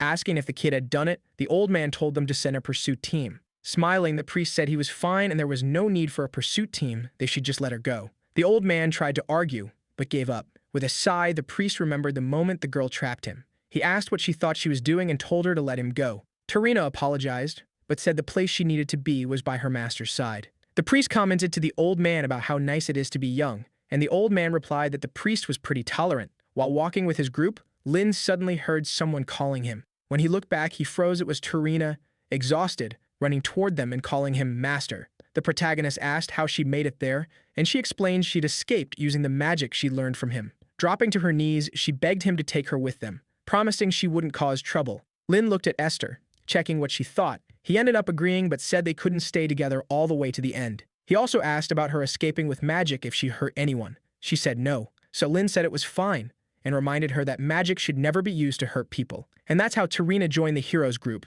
As they traveled together, the girl's talent started to bloom. Even though she was reckless, she was the real deal. While training with the others, they noticed her potential and started teaching her in different ways. Tarina was like a sponge, picking up new spells and skills fast. Sometimes she seemed a little too timid, but her abilities improved quickly. And once she reached the point where she could handle strong monsters, they officially accepted her as part of the party. One night around the campfire, Esther came over with some gifts for the girl. It was a new dress, and it made her really happy. Touching Tarina's shoulder, Freedy pointed at Lynn, who was holding a straw hat. The girl thought it was a present for her, but Lynn pulled it back, saying it was for him. As the journey got close to the end, during the Battle of the Abyss, she became strong enough to be a real help. In a ruined cabin, Lynn told her she had to stay there, but she insisted on helping, saying he knew what she could do and that she could fight. Just then, Esther showed up and said she agreed with Lynn. They couldn't take Tarina with them. The girl called out to the other party members, asking them to say something, but they both stayed silent. Sad, she said they'd been together for so long, were they really planning to leave her behind now? Lynn said she was still a newbie, and the enemy they were about to face was way too dangerous.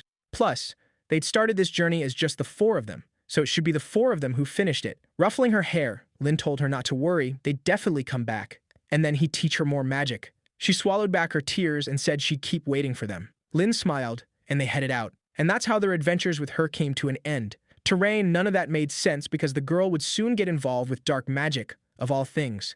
It was suspicious that books related to Tarina had suddenly ended up on the censorship list. Rain opened the book, and Rudian laid it on his forehead, telling him his research progress had gone from 37.9% to 39.9%. He's happy, but it's weird that wiping out the rat spiders only bumped things up by 2%, so he figures he's still got a long way to go. On the last page of the book, there's a drawing of Lynn. Right under it, the girl had described him as the most amazing master in the world. That makes Rain smile. He's about to say something about her, but then, all of a sudden, the smile disappears. The sun was coming up over the place where the battle against the rat spiders happened. People in green robes looked annoyed, saying they thought it could attract the golden children and cut down the number of adventurers. Because the heat from the flames was still there, and because of the blast radius, someone else figures it had to be at least a 4-star spell. And if what the people they interrogated said was true, that means the adventurers, Rem and Bart, were there. The more impatient robed person swears they'll get revenge, but the calmer one says that would just draw the golden children's attention. Then the other one says they just need to make sure they don't get caught. The calmer one says there are more important things to do before revenge, and the hot-headed one asks what that would be. So the calmer one says they should inform Tarina first. When he gets to school, right in front of the club room, the protagonist gets greeted by 2 students who ask if he's okay. He says he's fine and they shouldn't worry. At the front of the room, the club leader says they're about to start and asks everyone to sit, adding that the number of members has gone up a lot. The guy introduces himself as Joan, president of the local development magic club, and says he honestly didn't expect so many people, but he's really happy. Joan says he hopes they'll all get along. He's about to start explaining the club's purpose and goals when someone walks into the room. The guy turns around, still saying the club's goal is to develop magic for local development, but he freezes when he sees who it is. Everyone's shocked, because it's Logan. After a pause, the man introduces himself as Logan and says he hopes they'll get along. A little nervous, Joan says he showed up at just the right time. Waving his hand, he tells Logan to take a seat, but Logan freezes when he realizes the only empty seat is the one next to Rain. The protagonist, as smug as ever, points at the chair beside him with a nasty little grin. Once everyone sits down, Joan decides they need to start with a fresh mindset and asks them to take good care of things. Rain comments that looks like Logan really keeps his promises, and Logan says he's just following the rules. While Joan is explaining, the protagonist is lost in thought. He wonders if he'd be able to beat the black mages if he ever had to face them. Summoning his Rudian, he sees he only has 12 cane magic power and 311 stamina, so he thinks he needs to toughen up his body fast. But he can't just do random workouts. It'd be better to have someone who can guide him. Then Rain ends up thinking of Logan, who's basically perfect for that. Later, on the training field, Rain is suffering through Logan's training. During the session, Logan remembers when the kid asked him to train him.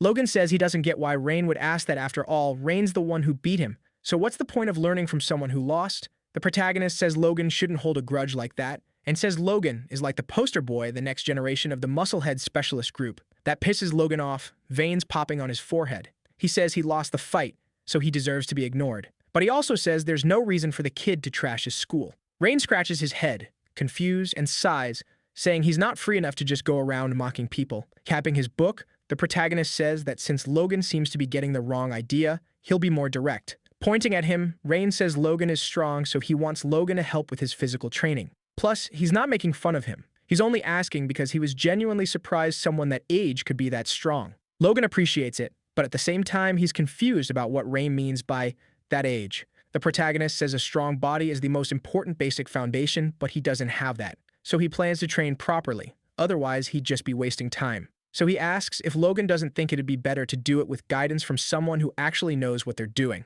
Logan sighs and agrees with the kid, saying there probably isn't anyone more qualified than him in that field, but he says he can't teach Rain, so the kid should find someone else. Thinking the issue is money, our protagonist tries to offer a good amount, but Logan refuses, saying that's not the reason. The kid is from the magical aristocracy, and Logan is from one of the 8 schools, so, according to him, they're enemies. And enemies aren't supposed to support or help each other, which makes the kid look annoyed. Rain calls out to him, and the moment the man turns around, the kid already has an attack magic circle aimed right at his face. Making a gunshot sound with his mouth, the kid disperses the spell. He says Logan's lucky, because if he wanted him dead, he'd already be dead.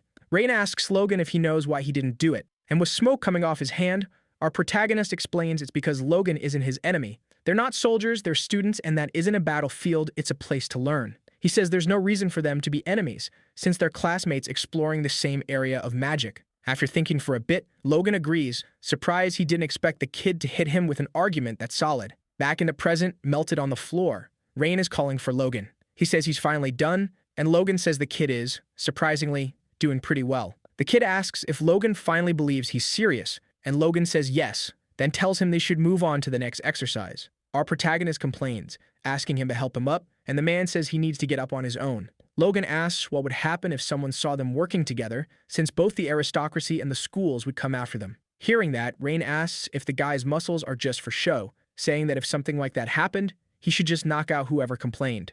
That pulls a small smile from the brute, and he bends down to help the kid up. The teacher watching the scene smiles, seeing the two of them actually getting along. Just then, Christa walks into the training room. Seeing them together, she asks what they're doing there and whether they're fighting again. They deny it and say they're just working out. Ignoring the girls' freak out, Logan hands Rain a protein shake. Watching that, Christa asks what's going on with Rain and whether Logan is manipulating him. Losing his patience, the man asks what her problem is and says they're having a meaningful moment right now. She says she gets that they're classmates, but asks why he's suddenly being so friendly with Rain. At that moment, a teacher shows up behind her and, with a hand on her shoulder, says she's being loud like always. She starts sweating, realizing it's Professor Owen. Logan asks what brings him there. Owen says he saw a bunch of monkeys gathered around and stopped to look, and also that he has an announcement. The boys ask what kind of announcement, and he says he's got terrible news. It's basically a rite of passage. He separates the ones who will rise from the ones who will fall. Looking at the boys, Owen explains the school's educational philosophy is endless competition. Turning away, he says anyone who falls behind on the exams gets dropped immediately, so they'd better be ready. A little later, Rain is lying on his bed. Picking up a book, he remembers the exams Owen mentioned. He wonders if he should check what's coming up until then. Suddenly, his Rudian starts bugging out like it's glitching. He's wondering what's happening when a blinding light appears. The next moment, Rain finds himself in a white room. Rudian tells him his unique magic research has reached 40%. Rain asks why it's happening now, and then he's asked to confirm opening a new mana circle. The analysis starts and something called Mental Barrier, Lord of the Fluent World, is installed in Rain. Inside this mental barrier, the success rate for magic combinations using unique rooms and unique magic formulas goes up by 33%, and his power goes up by 66%. A rune appears in his hand, and Rudian warns that the mana needed to cast it is 20,000, while the mana he has is 12,564. Our protagonist is confused, and the message explains that this is the activation seal meant to use the mental barrier, Lord of the Fluent World. Everything glitches out again, and he ends up back in his room. Staring at Rudian, Rain thinks about everything that happened. Mental barriers, out of all the sages from the past, only 2 were ever able to use that secret technique. Knowing that, Rain figures what he saw was seriously incredible. When the sun comes up, our protagonist wraps up his hand and decides it's time to head to the black market. He thinks the weather's great, unlike the last few days, which were so chaotic he could barely think straight. Rain feels like, at the very least, he could enjoy a little peace after all that time. Just then, he bumps into someone and apologizes, saying he didn't see them. The person says it's fine, and that it's no big deal between them. When Rain looks up, he sees it's Bart and his group. He greets them, and says it's been a while.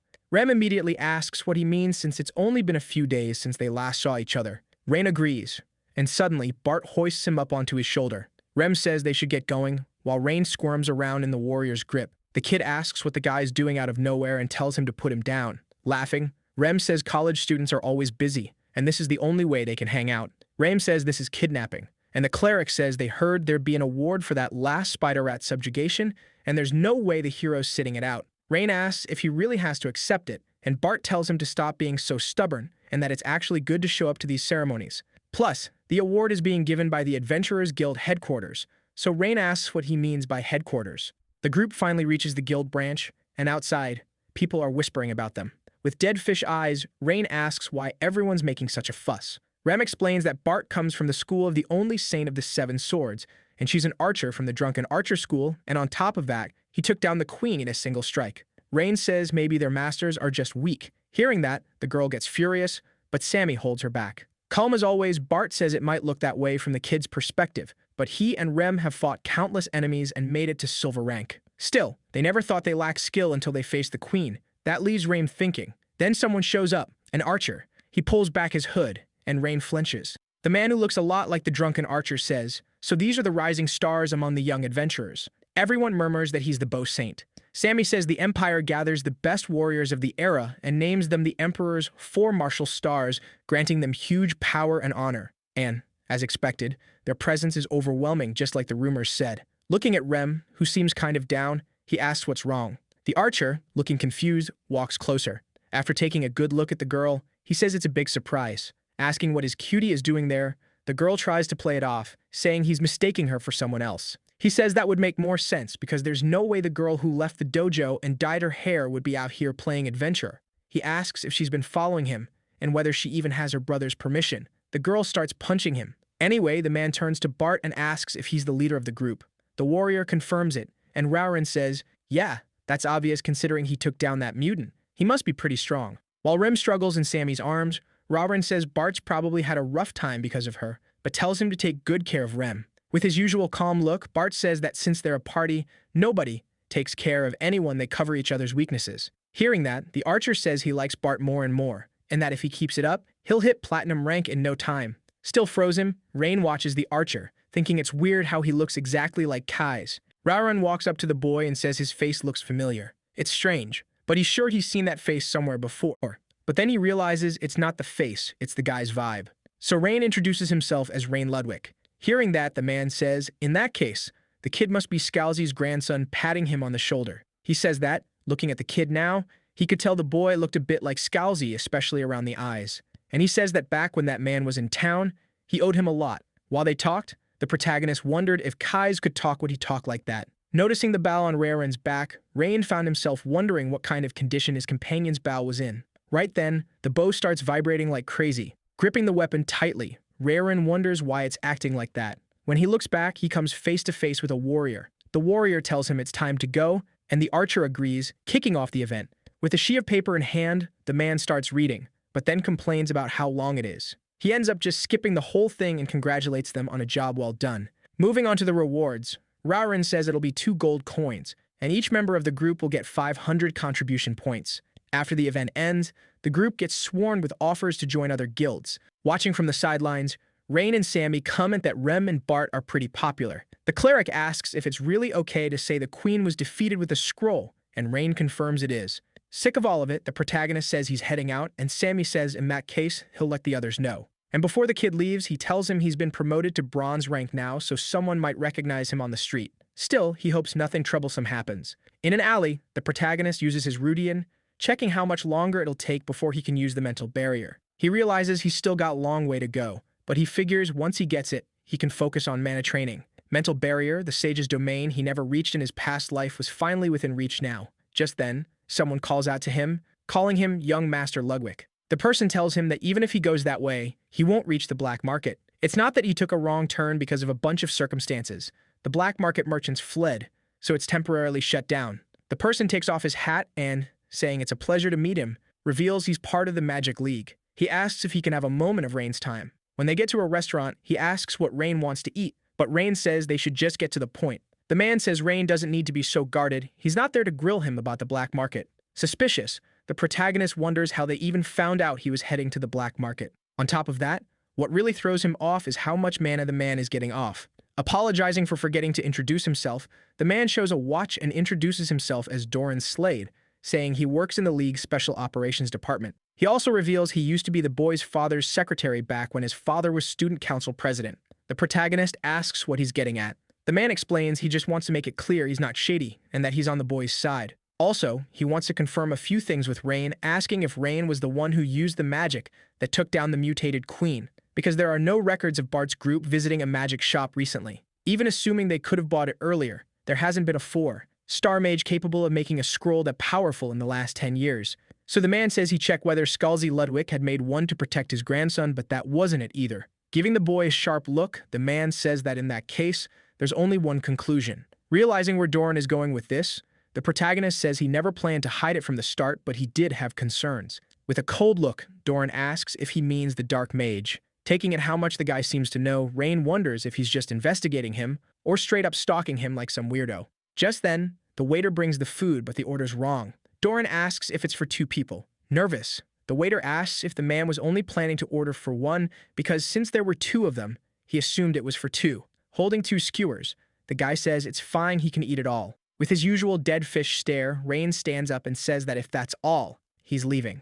Before the kid could leave, Doran said he needed to talk and asked if he'd like to work with the League's Special Operations Department. The protagonist said no, that he was just a student. So the man said the offer was really for after he graduated. Since Cavan was still healthy, the kid would take a long time to inherit the family fortune. So Doran asked what Rain thought about helping him fight crime in the meantime. If he accepted, he'd have the authority to investigate dark magic-related cases on his own, and it'd be a great place to build a career. As he headed out, Rain said he wasn't interested. Before the kid left, Doran mentioned the Dark Church had been getting more active, and because of that, the League's higher-ups were in denial, drunk on peace, but something big was definitely about to happen. Pointing his skewer upward, the man said he really wanted to believe they were ready to stop them, but he wasn't sure that was actually true. Before leaving, the protagonist said he had no idea what Doran was talking about, but that he'd think about it. Doran thanked him. As he walked, Rain wondered if he'd really have to fight the church in this life, thinking maybe he should just let the operations department handle it. Smiling, Doran shouted after him, saying that if he ever needed anything from the black market, he should look for the VIP escort mission during vacation.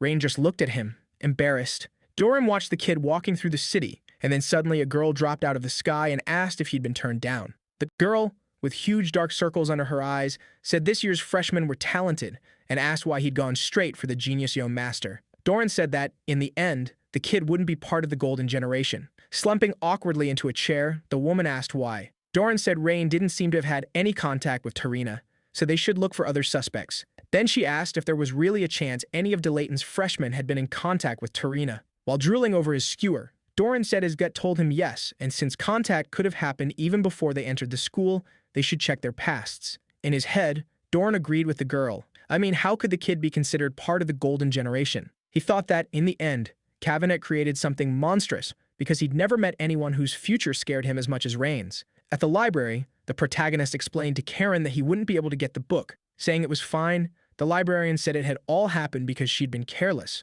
She also said she was happy Rain was safe. Rain gave a nervous smile and asked if some weird person wearing a hat had shown up around there, but Taryn said no. But after thinking for a bit, she remembered something and said someone from the Special Errands Department had come by. She said they were reviewing some senior librarians they'd known for a long time and then left. But Karen said she hadn't seen them, so she didn't know what they looked like. Rain said he got it, and, saying it was time to head back to the dorm, he thanked her for the info. Walking through the dorm hallways, the protagonist, realizing Doran had been there, wondered who the man had talked to on the black market. Seeing 2 delivery boxes in front of his room, he thought the time had come. Inside were 2 massive spirit jewels. Rain figured he could finally store the mana he needed for the mental barrier. He placed his hands on the jewels. His current mana was around 12,000, and the mental barrier spell needed around 20,000, so he decided to store 8,000 to use when he cast the spell. The spheres started glowing intensely. It seemed to drain a huge chunk of his mana, making him collapse from exhaustion. Worn out, Rain said the mana infusion was done, but he still had to wait for it to stabilize. Night fell, and Rain was meditating. Opening his eyes, he said it was time. Making a hand sign, he activated the mental formation, Honored Fluid World. The spheres glowed, and the spell started forming.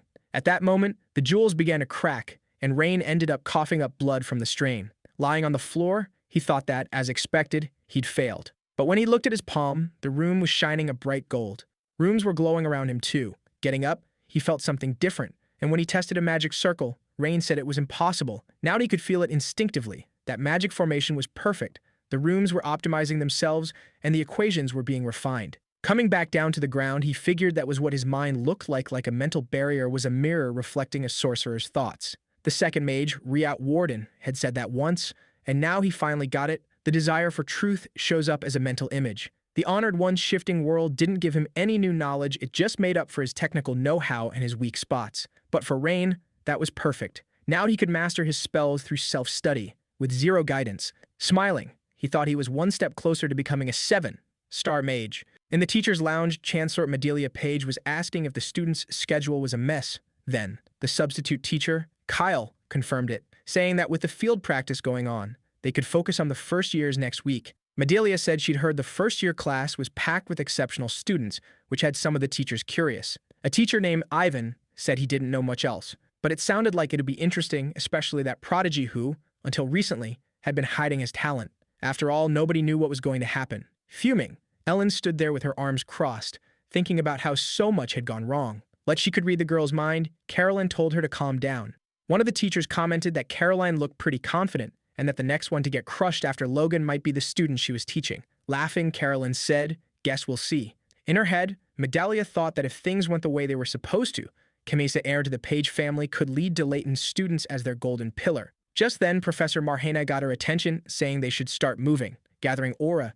She said that in that case, they should notify the academy to gather the students immediately, because starting that day, the exams would begin. In the classroom, our protagonist looked like a zombie. He figured Logan must think he was made of iron. Watching the other students jump up right away, Rain asked Christa what was going on. She explained they'd been told to go to the auditorium. It was for the exam briefing. Rain asked if the exams weren't supposed to be next week, but Christa said that's how Delayton worked. They changed the schedule out of nowhere. He asked why, and that's when Gertrude showed up, explaining it was to stop them from procrastinating until the last minute. Our protagonist said that if someone can deliver the same results no matter when, that's a talent, so the teachers probably knew what they were doing. Gertrude laughed and agreed, but in her head she thought the boy was annoying and that you really couldn't like rich kids. Standing up, Christa said that's exactly why you had to give it your all, with no regrets. When they got to the auditorium, they walked in, and as she looked around, Gertrude noticed the students' faces. They did not look happy about what they were seeing.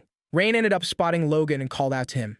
Seeing him, Logan said Rain had gotten there pretty fast, and Rain said it was nothing. Gertrude then muttered in Rain's ear, warning him not to become friends with Logan. He was one of the rivals Rain should be worried about. Rain, on the other hand, said there was no way the guy could be his rival after all. He gave him protein every day. Furious, she asked if he was a pigeon or something, getting bought off with food. Finally realizing who it was, Logan said even Christa's lackeys were there, and asked if she wanted magical protein too. With veins popping in her face, she said she wasn't in the mood for jokes, so he wanted to fight, he'd better watch himself. Logan, all sarcastic, said he was terrified. Just then, Christa walked up and pulled the two apart, saying they were being way too loud. With a serious look, she told them to leave if they wanted to talk. Rain was startled. He hadn't expected that from Christa, and Gertrude apologized. Stepping away from them, Christa said that if they wanted to stay, they'd have to fight like their lives depended on it. At that moment, a voice greeted them and said she loved the tense vibe and told them to keep that mindset during the exam.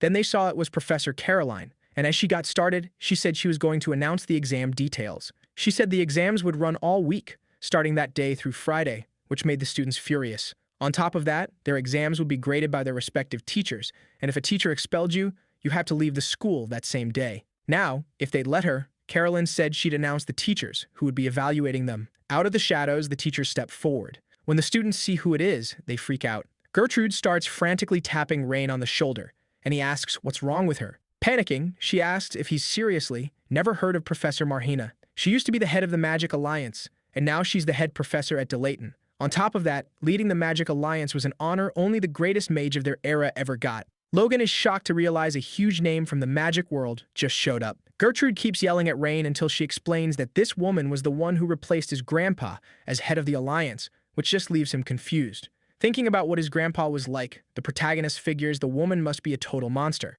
Then she tells him about the other teachers who came with Marhena.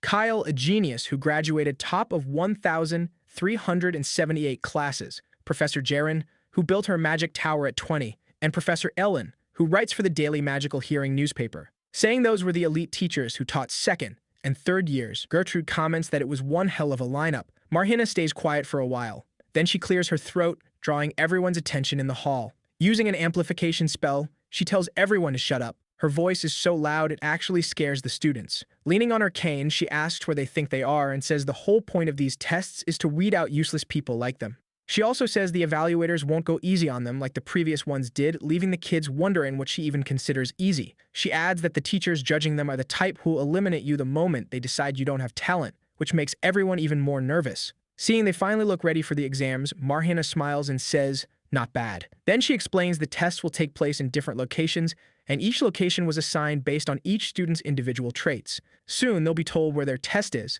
so they need to check and head to the designated teacher's room. After that, she declares that this is Delaton. The strong survive and the weak get tossed aside. Telling them to remember that rule well, she dismisses them. Inside what looks like a cave, Professor Kyle says they finally arrived, and from there they'll be taking on a labyrinth. Hearing that, the students start murmuring, wondering if they'll even make it out safely. Resting his hand on his chin, the protagonist says he doesn't remember there being any cave around there. Hearing him, the professor asks what Rain just said. Rain replies that since this is the sacred land of the Red Dragon Legion, it's surprising there be a labyrinth here. Kyle's impressed by the kids' knowledge, but says not to worry, the labyrinth is artificial, and he controls everything. He adds that even if they get hurt, their lives probably won't be in danger. That probably makes the students uneasy. Then the professor asks if they shouldn't be more worried about passing the exam. Calmly, he explains he prefers relative grading over absolute grading. In this system, first place gets S rank, second and third get A, and it goes down to F. F means 39th place, and anyone below that has to retake the exam. The main criterion is the time it takes to clear the labyrinth, and clearing it means wiping out every monster inside. They'll take the exam in pairs, and if they can't finish within 40 minutes, they're expelled. A window opens beside Kyle, and he explains the teams were formed based on entrance scores. After checking the results, they should go find their partners. Rain wonders who his partner will be. Then, the next moment, a clay doll falls from the sky. He's confused about what it even is, until someone steps on it, crushing it to pieces. Rain's annoyed to see it's Christa. With a weird laugh, she asks if he doesn't think the heavens are cruel because he has to compete with her on the very first day of testing. Telling him to get ready, she says she's going to crush Rain's pride. Just then, Logan shows up and, asking what they're up to, says he wants in. He says he's got good news for Rain, who somehow looks even more miserable, not knowing what's coming. Then the big guy reveals that he and Rain are on the same team. That leaves Christa and Rain confused for a moment. Greeting Logan, Rain says it'd be a pleasure to work with him, but that annoys Christa. She says it makes no sense, because it wouldn't be fair for all the other good students to end up on the same team. Smiling, the main guy asks if she's finally admitted he's actually skilled. She denies it and says he's good enough, I guess. Christa gets a tiny bit of hope when she remembers Rain's entrance exam, but then she remembers he got in through the extra test, and that kills the last bit of hope she had. One student mutters that Rain and Logan are on the same team, and another asks if they didn't fight last time. Logan says he doesn't really care, he's getting first place either way. Hearing that, Rain just smiles and tells them to go ahead and try their luck. Turning back to Logan, Rain asks why he's still obsessed with rankings, and whether the exam really matters if he wants to graduate at the top. Logan asks if Rain is planning to graduate at the top. Logan explains that if that's the goal, then yeah, it matters a lot because there are only 4 official exams each year. Muttering, if that's how it is, Rain turns to Christa and apologizes, saying that this time he can't go easy on her. She looks confused for a second, then smiles and says that's exactly what she wanted. Clapping his hands, the instructor gets everyone's attention and says they have 10 minutes to talk things over before going in. He explains that inside the maze there are 20 routes, and each one has the same number of enemies, but only one team is allowed per route. All the students start talking strategy. Meanwhile, the assistant professor asks Kyle why he always gives that exam to first years. Kyle says the only time you really find out a mage's talent is when they face something they've never dealt with before, leaving the assistant confused. Kyle adds that in those situations, their minds go blank, their judgment gets messed up, and they hesitate. So the exam is meant to spot the ones who shine under pressure. That's his job. Logan talks strategy with Rain, asking what he thinks about just wiping out anything that shows up. Rain says it's not a bad idea, but it'd be better to have a more solid plan before they enter the maze. But someone is talking way too loud and it's messing with Rain's thinking, which starts to annoy him. Mocking him, Christa says that instead of eavesdropping, he could come up with a strategy for his own team. Irritated, Rain tells her to focus on her own team. Christa says that's too bad for him, because she already has her strategy. Logan says she seems pretty confident, considering the limited magic they're allowed to use in the maze, and she confirms it. Calling out to Rain, she asks if he really said he was going to graduate at the top. Then she apologizes, saying she's been at the top her whole life, and this exam will be no different. She promises she'll make him understand the difference between their abilities. With that, she quickly leaves, followed by her partner. Light flashes on the professor's glasses as he announces Team 2 will start the exam. Kyle and his assistant watch them through a magical camera that follows them. As they drop in, Christa tells her partner to activate light magic. He says his detection magic found something, and she tells him to let her handle the landing and focus on finding targets.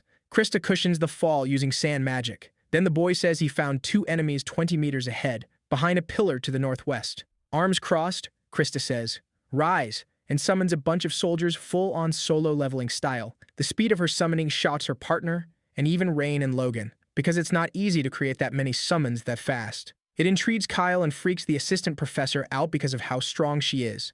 That's the Warden family bloodline magic, created by the second sage, Rhea Warden. And even though it's a 2-star spell, the speed she uses it with is insane. Being able to perfectly control 12 summons at the same time at her age is just pure genius. Christa looks up, watching a monster get sliced in half. Her partner says he detected 3 more enemies in the hole to the left, and she says they should head over there. He says it's right there, but after walking for a long time, Christa gets annoyed and asks what he even meant by right there. He asks her to wait a second and warns her there was a monster among the rocks at 3 o'clock, another at 8 o'clock, and one on the ceiling right in front of them. She tells her shadows to attack, saying he should just leave this to her. In no time, the monsters get wiped out by her sand summons. Her partner is shocked at how fast she took down 3 enemies. Looking back, the girl asks what he was doing, and he says there was nothing over there. So she says they should keep moving. Outside, other students were watching them. They were talking about how the pair was moving through the maze like it was nothing. Freaked out by the girl's skill, our protagonist says being able to cast a 2-star spell with that kind of precision was seriously impressive. Logan says,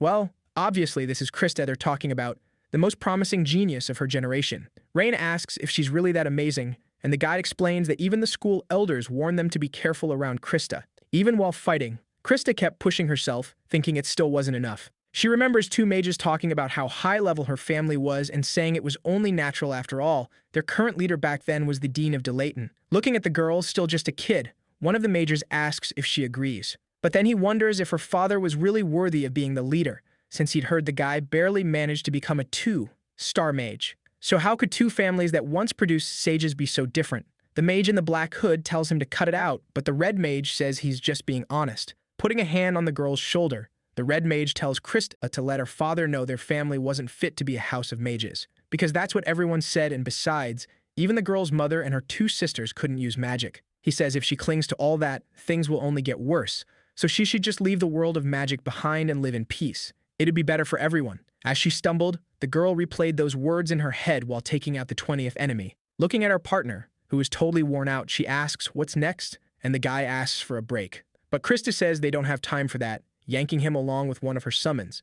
While dragging him, she tells him to just point out where the next enemies are. Outside, the students kept talking about how insane the performance was. The teacher thought it was chilling. He never expected she could handle magic at that level. Back in the past, the girl stood facing a light in the middle of the darkness, and the green mage asks if something's wrong. She tells him she's going to become the greatest mage of all time, so her mom, dad, and sisters won't look down on her anymore. Back in the present, taking enemies down one by one, Christa tells herself she's going to prove it. She swears she'll earn her honor and prestige with her own hands. Christa remembers that after she said that, the mage knelt down and told her he was counting on her to restore the Warden family once again. A monster that looks like a Zubat drops onto one of her summons and destroys it. She throws herself backward, dodging the attack, and summons another sand monster. Telling it to get back up, she sends it straight at the monster. The soldier ends up smashing the monster into the ground with a punch. 4 minutes have passed. The assistant professor announces that all magical reactions have disappeared.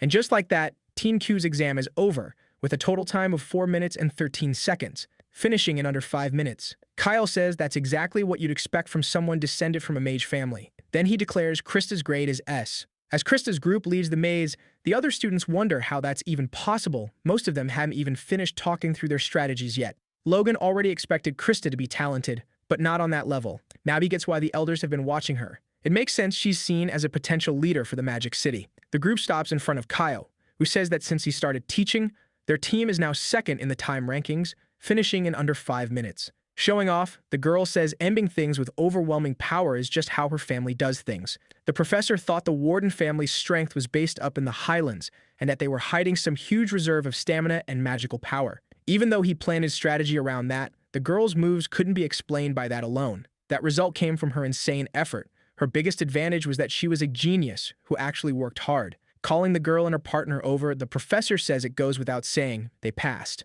There were still a few students left, but he adds right away that their grade was an S. Christa clears her throat and, bowing, says he was too kind. He wishes her good luck, and she turns around, absolutely thrilled. As she walks past our protagonist, she looks at him, thinking, yeah, that's just who I am. Smiling, Rain tells Logan this might end up being more fun than he expected, and Logan agrees. Rain ends up having another flashback from back when he was still Lin.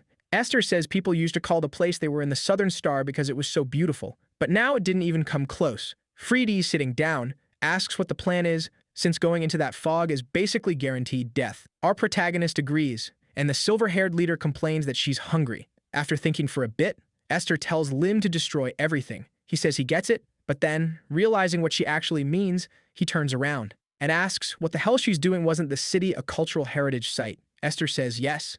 In that case, Lin says we need to preserve the original shape so we can fix it later. Kyle and Freed laugh, and he asks if they're seriously messing with him. Striking a pose, Esther explains to Lin that there are times in life when you just dive in head first and deal with the consequences later. He asks what she's even talking about. Freedy agrees with Esther, and Lin tells her to shut up. Blushing, Free smiles and says that, to her, he matters more than any cultural heritage site and that as the leader, she'll take the blame later.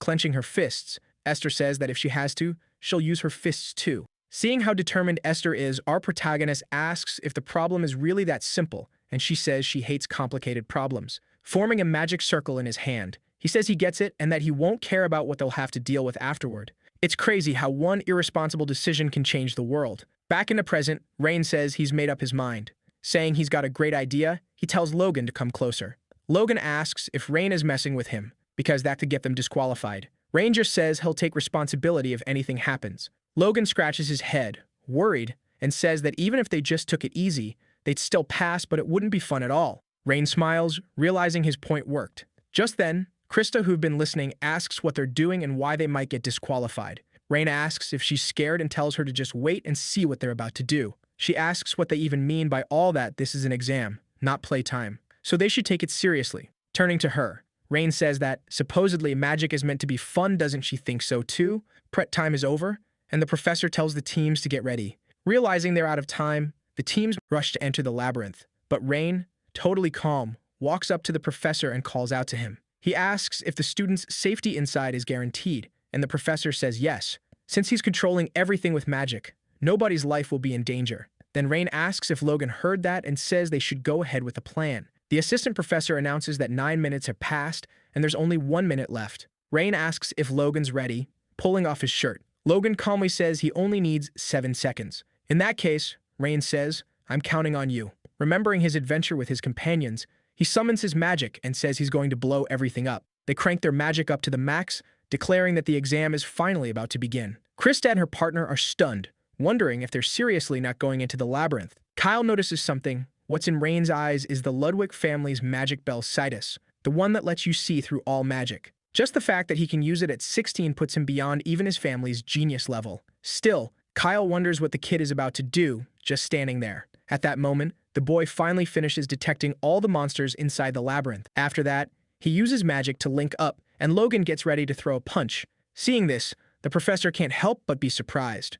Rain gives Logan the signal to attack, and the very next second Logan slams his fist into the ground with insane force, shattering it. Shielding herself from the powerful shockwave, Christa calls him an idiot, saying he just blocked the entrance. Kyle then realizes that, considering how strong that punch was, the effect was way too small. But when he looks closer, he notices something. Rain still had the spell active, then a crack starts spreading toward the back of the labyrinth. Inside, beneath every monster, a circle forms. Rain smiles, and the next moment, the monsters get crushed like cockroaches, and everyone nearby ends up losing their balance because of the earthquake it causes. Christa's left wondering what the heck just happened. Freaked out, the assistant professor asks if that was an earthquake, while Kyle wonders if it was some kind of magical reaction. Brushing dust off his clothes, Kyle asks his assistant if there was any magical reaction inside the labyrinth, but when the assistant checks, he panics at what he sees. He calls out to Kyle, and Kyle, confused, asks what's going on, reminding him there's only 1 minute left. That's when the man tells him that when he checked the labyrinth status, he couldn't find a single monster. The professor is even more shocked because it hadn't even been a minute. Scratching his neck, the assistant says that can't be right. Kyle asks why, and the guide explains it doesn't make sense. The whole point was to test skills in the labyrinth, but destroying everything goes against what the exam is supposed to be, and having no monsters left alive is basically just luck, so it should be invalid. And an S rank is supposed to mean a perfect result, but in this case, it was total chaos. After thinking for a bit, Kyle tells his assistant that geniuses are usually nowhere near perfect. Perfect is some state that matches all the world's ideals, but geniuses who change the world always break those ideals. A genius isn't someone who fits into perfection. If anything, they create a new kind of perfection. Zammer asks what the professor means by that, and Kyle explains that if they followed the traditional method, Rain and Logan were far from perfect. But then he asks Zemar if he'd ever even considered destroying the labyrinth. The man says no, but that if he wanted to, he could. Kyle says that's the point. The boys created a new path. Being able to think of and actually do something nobody else would, that's what matters most. It's about having the knowledge and understanding to turn a stupid idea into reality. Watching the boys smiling, the professor tells his assistant to just wait because that student is going to become the center of the magical world and push its boundaries. 40 minutes later, the test is over. Kyle says the results will be posted and tells the students to go take a look. In the hardest test of the year, most of the applicants who pass finish in 30 minutes. A lot of students either drained their magic completely or got hurt because they lost control of their magic. On top of that, some students had to retake the test after getting hit more than 3 times by a target. Christa and Rumlow's team finished in 4 minutes and 13 seconds, an insane result. In that case, an S rank made total sense, but Logan and Rain's team finished in under 1 minute, so the girls' evaluation dropped to an A rank. Christa ends up having another flashback, where everyone was saying that apparently the Warden family's daughter could use 2-star magic at age 6. They thought it was great news, because for the Warden family, who were basically on the edge of collapse, it was a huge relief. Then they stopped paying attention to the girls showing off fiercely, and start asking about the Ludwig family's situation. People talk about the so-called Prince of Disaster, saying they feel bad for him but also that it's not their problem, and they're just glad he's not part of their family. Christa was always picking on Rain because he didn't care what people said about him, but he never cared about what she said either. Still, on the day they were about to enter the academy, Rain ends up saving her. Even her tutor praised him for how fast he activated his magic. With all that, she couldn't help wondering what had happened because he didn't seem that strong during the family gathering. Her tutor was also curious why he was there, since the entrance exam had already started. Christa asks if she couldn't just let it slide that he showed up late, and then Carolina asks since when she ever cared about the other students. Right then, the girl says that, just like her teacher had noticed before, having him around was going to heat things up. She also asks if a little competition wouldn't be good for the school. She was finally taking all of it seriously. In that moment, she declares the boy is going to be her rival, but the result of that exam completely crushes her. Her partner, Rumlow, walks up to her thanking her, because he got a good grade thanks to her.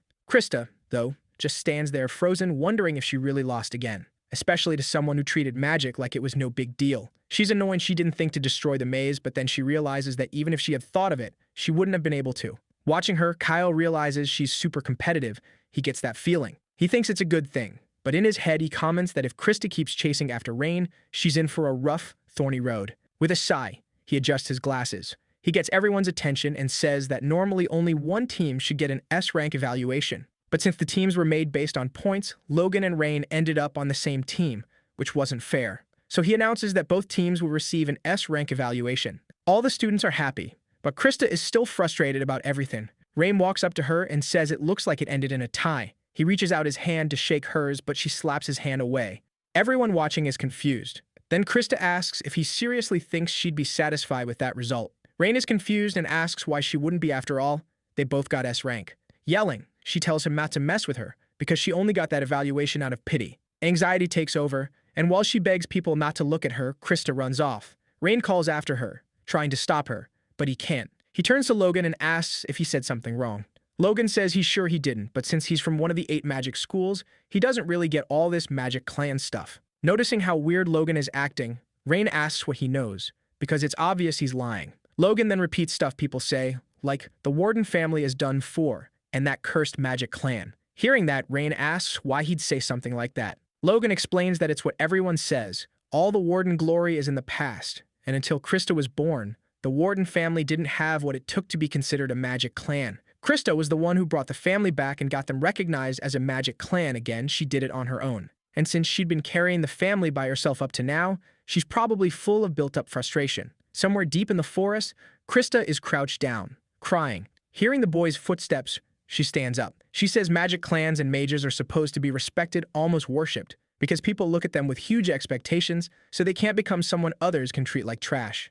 But all of that hurts Christa. Frustrated, she says she's given everything she has to get here since she was 6, and she still barely made it this far. And yet some kid with no bloodline or famous last name went and stained the clan's honor by accepting that duel. On top of that, Rain talks to everyone like it's nothing. No hesitation at all. Christa yells that she doesn't get what he means when he says magic is something you do for fun because none of this is fun to her. Summoning a spell, she demands to know why, even though she takes it so seriously. His evaluation was higher than hers. Rain calmly disperses the sand summon she created. He says he loves magic, and when it works, the way he pictured it, all the pain and effort feel like they just vanish. That's something only people who really work for it can understand, but it's not all fun and games. As Rain admits he's been through a lot of pain and despair, Christa lunges at him, creating another summon. Blocking her magic, he says she's her clan's last hope, and that she's trained so hard she's at the level of someone much older he can't even imagine how much pain she's had to endure. But one thing is for sure, thoughtfully. Rain says it looks like this is the first time she's ever actually succeeded with that spell.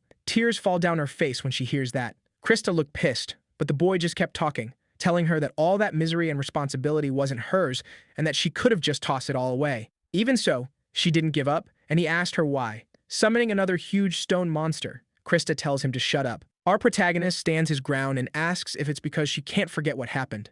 Not wanting to hear him, Christa tells him to shut up again and smacks him with her summon's attack. As she does, she remembers when she was little, how happy she was just for beating a weak training dummy. Still standing after her hit, Rain says she's strong, and no matter what she did, nobody would dare go against her. Christa bursts into tears, and our protagonist says that, in that case, she should feel the joy of magic again. Wiping her face, Christa gets up and tells him to stop showing off because it's seriously starting to annoy her. He says he's earned the right to show off, since he's the one who won this time, leaving her with nothing to say. Then Rain adds that it'd been a while since he felt like that. Holding out his hand, he says that's what he expects from his rival. He says that thanks to her, he actually had fun, and that he'll be counting on her in the next test. That finally pulls a smile out of her. She'd been all tears just a moment ago. A little red in the face, Christa slaps him and tells him to stop showing off. Hurrying out of there, she warns him not to get cocky just because he won, because next time she's going to crush his ego. Rubbing his face, our protagonist complains about how hard she hit him.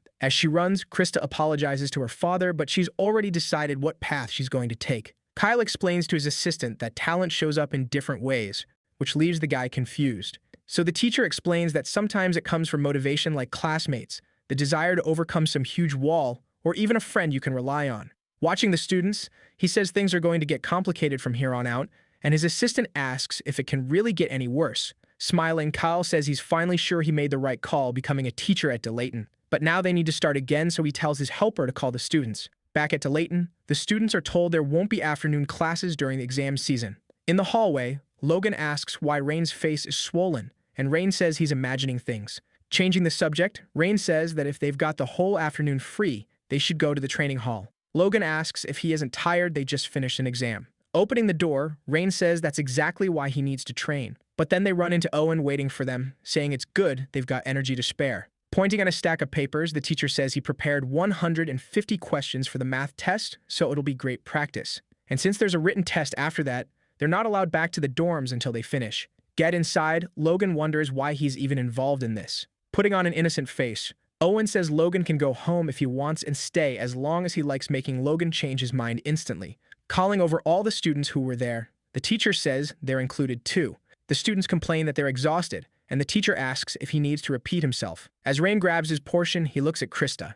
She looks like a zombie, and the teacher says that until a little while ago, he thought she left early. But she came up to him full of energy, so he gave her a few extra questions to do. Christa hears that and yells, asking if he's messing with her. Owen says he's not, and that she shouldn't even think about doing only half, because the written test will affect her grade. The students keep non-stop complaining about the test. Meanwhile, the teacher calls them primates, and says if he hears one more conversation, they're getting kicked out of the room. Rain figures they're testing whether they can still answer correctly while tired, but that number of questions is insane. They'd solved that kind of problem more times than he could count, so this was basically an endurance test. Activating his Bell Sidious, he decides to cheat a little. 10 minutes later, Rain says he's finished. Omen says he'd finished really fast and that if Rain was that confident, he should just hand in his answers and go back to the dorm. Right then, someone asks if Rain is actually confident. It's Christa. She's dead tired and says that if he's rushing like that, there's no way his score will be higher than hers. Rain comments that she looks completely wiped. Owen snaps at her, asking if she doesn't know how to stay quiet during a test, and she apologizes. Rain stands up and, as he walks toward the exit, decides to check how Logan is doing, and he realizes the guy looks totally lost and nowhere near finishing. As he closes the door, Rain thinks he should go take a shower. The next moment, someone walks out through the door, a red-headed girl who immediately catches Rain's eye. Her blazing red hair burned like fire, and her eyes looked like they could see through anything along with this deep darkness in them. That was his first meeting with Lillian Karian. She'd been considered the best student after the war of the 8 great schools. A little later, at the academy, Rain asks Logan who the red-headed girl is and whether he knows her. Logan says he does, and asks why Rain is bringing her up out of nowhere. Rain says he just felt like talking about it. Drying his face with a towel, Rain says he saw her in the hallway and her vibe felt weird. He asks what kind of person she is, and Logan gets a little tense about answering. After thinking for a bit, Logan admits the girl is basically Rivendell School's secret weapon. He also says Lillian's been the target of rumors ever since she arrived at the academy. Rain remembers Rivendell is a school known for fire specialists. Logan says that, like Rain probably guessed, her red hair is a sign she's blessed by the flames, and her affinity with fire is way above normal. Because of that, among the 8 great schools, she's known as the rival of the genius Christa Warden, and people usually call her a monster. He adds that even the elders say she has the potential to become an archmage. Rain asks if that isn't kind of an exaggeration, and Logan says it's not baseless. She really is that strong. After a moment of silence, Rain thanks him, saying it helped a lot, and Logan, drinking some water, says he's glad. Then Rain suddenly turns and says Logan seems to know a lot about her, and asks if he's got a crush on her or something. Logan spits out his water, and Rain keeps going, saying they'd make a great couple and he'll be rooting for him. Logan asks if Rain seriously thinks that, and Rain, with a goofy smile, says yep. Rain thinks about what Logan said about her being a secret weapon and concludes he doesn't get a single minute of peace in Delayton. At the start of Red Ridge, on day 4 of the exams, the boys are standing in front of a barrier. They say it looks like a 4-star barrier. Zimmer starts explaining that the test will take place in a fantasy world, and they'll be split into a group of 60, the teams A, B, and C. Rain figures that by fantasy world, the teacher means inside the barrier. The teacher also explains the test will be a battle royale. That confuses everyone except the teachers, who look bored. He says there will be hidden treasures, and every time they find one, they get 1 point. On top of that, there will be magical creatures created by illusions, and defeating them will earn points too. The points depend on how hard they are, and the students will have to choose whether to fight or run. Zimar asks if they have any questions, and Christa immediately raises her hand. She asks if the test is basically about who collects the most treasure and takes down the most monsters, because that doesn't sound like a battle royale at all. The teacher says she can think of it that way, but there's another rule. They're allowed to attack opponents and steal their points. They're also allowed to steal monsters, treasures, and whatever else. And if they want, they can even send their classmates to meet their maker. That last part leaves everyone stunned. Then someone taps a cane on the ground, getting everyone's attention. It's Marhina. She explains that since it's a world made of magic, everything that happens inside it is just an illusion. Basically, no matter how serious an attack is, they won't actually injure them. They'll still feel pain though.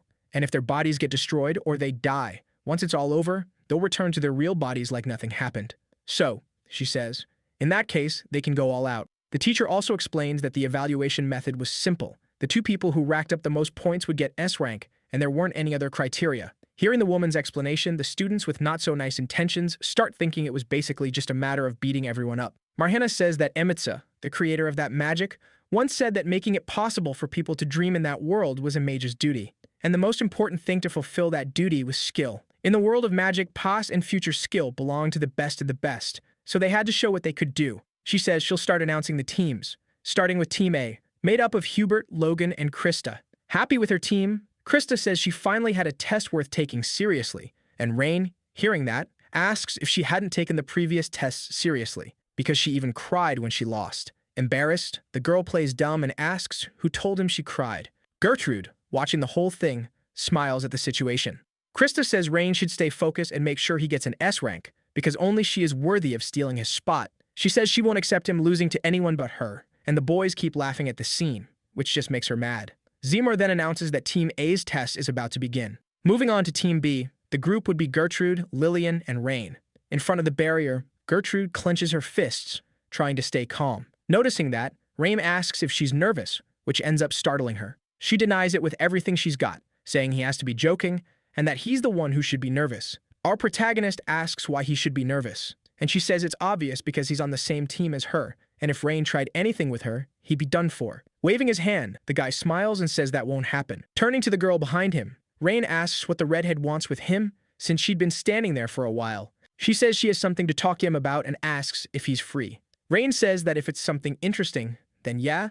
With Christa, we see her golem fighting fiercely against a giant octopus. A message beeps, letting her know she's reached 280 points, and she thinks that still isn't enough, while she wonders how many points Rain is going to get. She notices movement in the bushes behind her and, snapping her fingers, summons 2 sand warriors, who capture 2 girls trying to ambush her. Serious, Christa asks if they really thought they could beat her by teaming up, and the girls say no and beg her to spare them.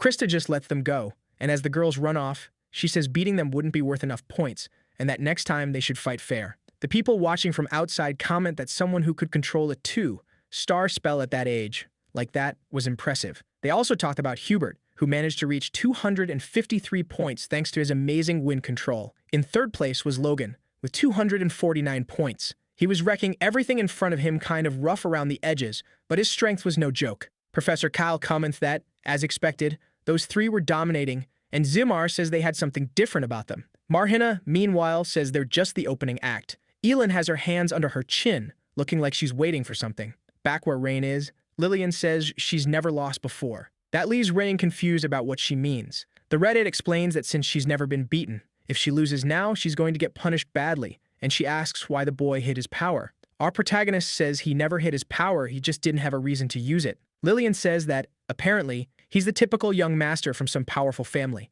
Gertrude asks if the girl isn't from a prestigious family too, and if so, why she's calling Rain young master. Lillian asks what she means by a prestigious family. After all, she's not the one who deserves that title, they can just call her a tool. Our protagonist asks why tool, and she explains that she wasn't born from her parents' love, she was made for a single purpose. Her father was Deedon, the headmaster of Rivendell School, and since she was young, she'd been locked in a room, forced to learn magic, and never allowed to go out. On top of that, if she didn't get good grades, she'd be beaten until she passed out. For example, her father could take her mother into the room and throw hot water on her. That freaks Gertrude out, hearing all that, and the girl keeps going, saying that since her dad was a fire master, he knew how to hurt someone without leaving serious injuries. Rain thinks that's nothing like Osirius Academy and wonders if she didn't graduate at the top, her dad would do it again. But the girl said she'd personally send him to hell if he tried. Gertrude figures the girl's father was a 4-star mage and wonders if that means she could actually beat someone on that level. Walking past them, Lillian reveals her plan was to graduate from Delayton with insane grades,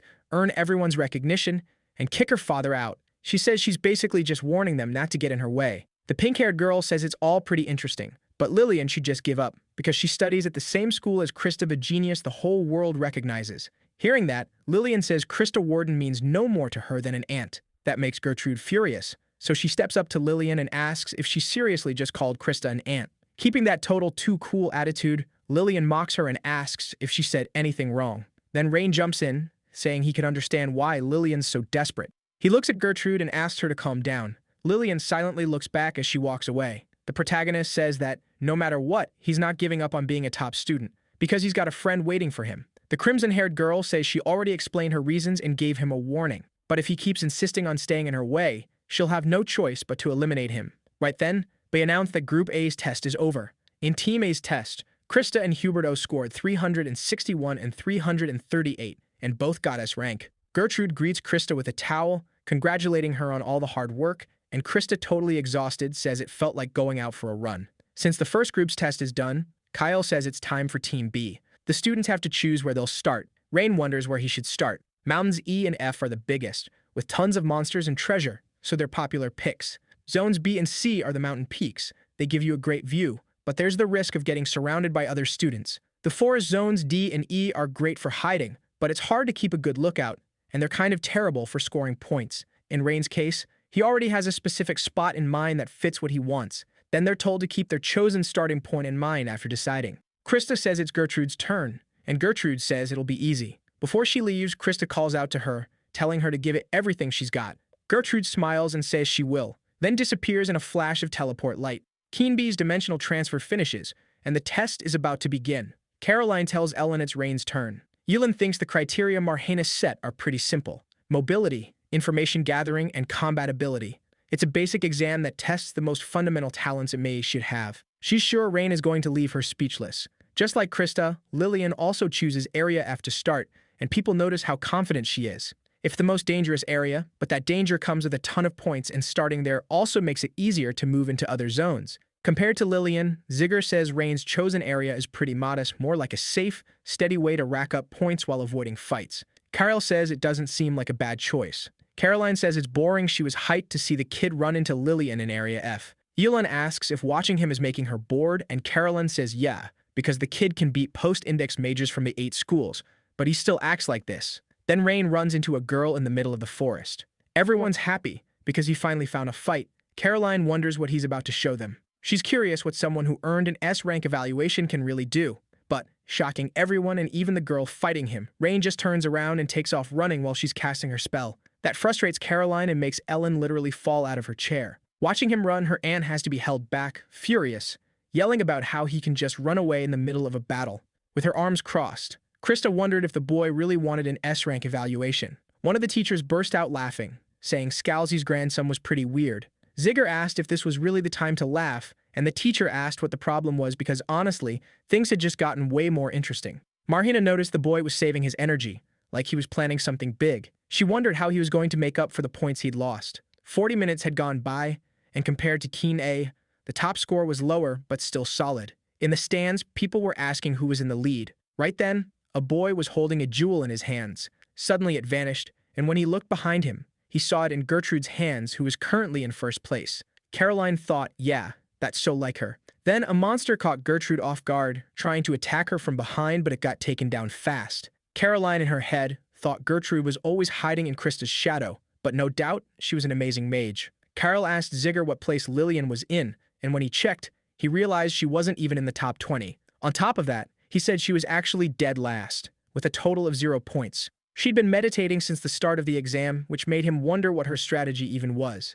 Christa was chasing a lizard, and she nailed it by casting a fireball. That's where she ran into Lillian, who was standing completely still, like she hadn't even noticed Christa was there. Zigger commented that maybe she just didn't care about her score. As for Rain, he was in 13th place and only fought monsters when he had to. The fact he'd gotten that far, mostly by collecting treasures, was kind of insane. Seeing Rain was in Zone C, a mountainous area, Carolyn said he looked like he had experience in the mountains. And Ellen joked the kid must have been a monkey in a past life, but at that pace, he wouldn't reach the top, so she wondered what he was thinking. Then rain started falling from the sky onto the students. Everyone looked up, happy about it. The weather was perfect for monsters with sharp hearing. It was the perfect time to start hunting. Just then, a few fireballs appeared over a mountain. It was Lillian. Apparently, she finally decided to move. Still meditating, she ordered the fireballs to find everyone in the top 10 highest scores. Behind her, a volcano erupted, and as she gathered aura, she walked forward slowly, saying it was time to begin. Then the students were warned that the volcano was active and they needed to evacuate the affected area.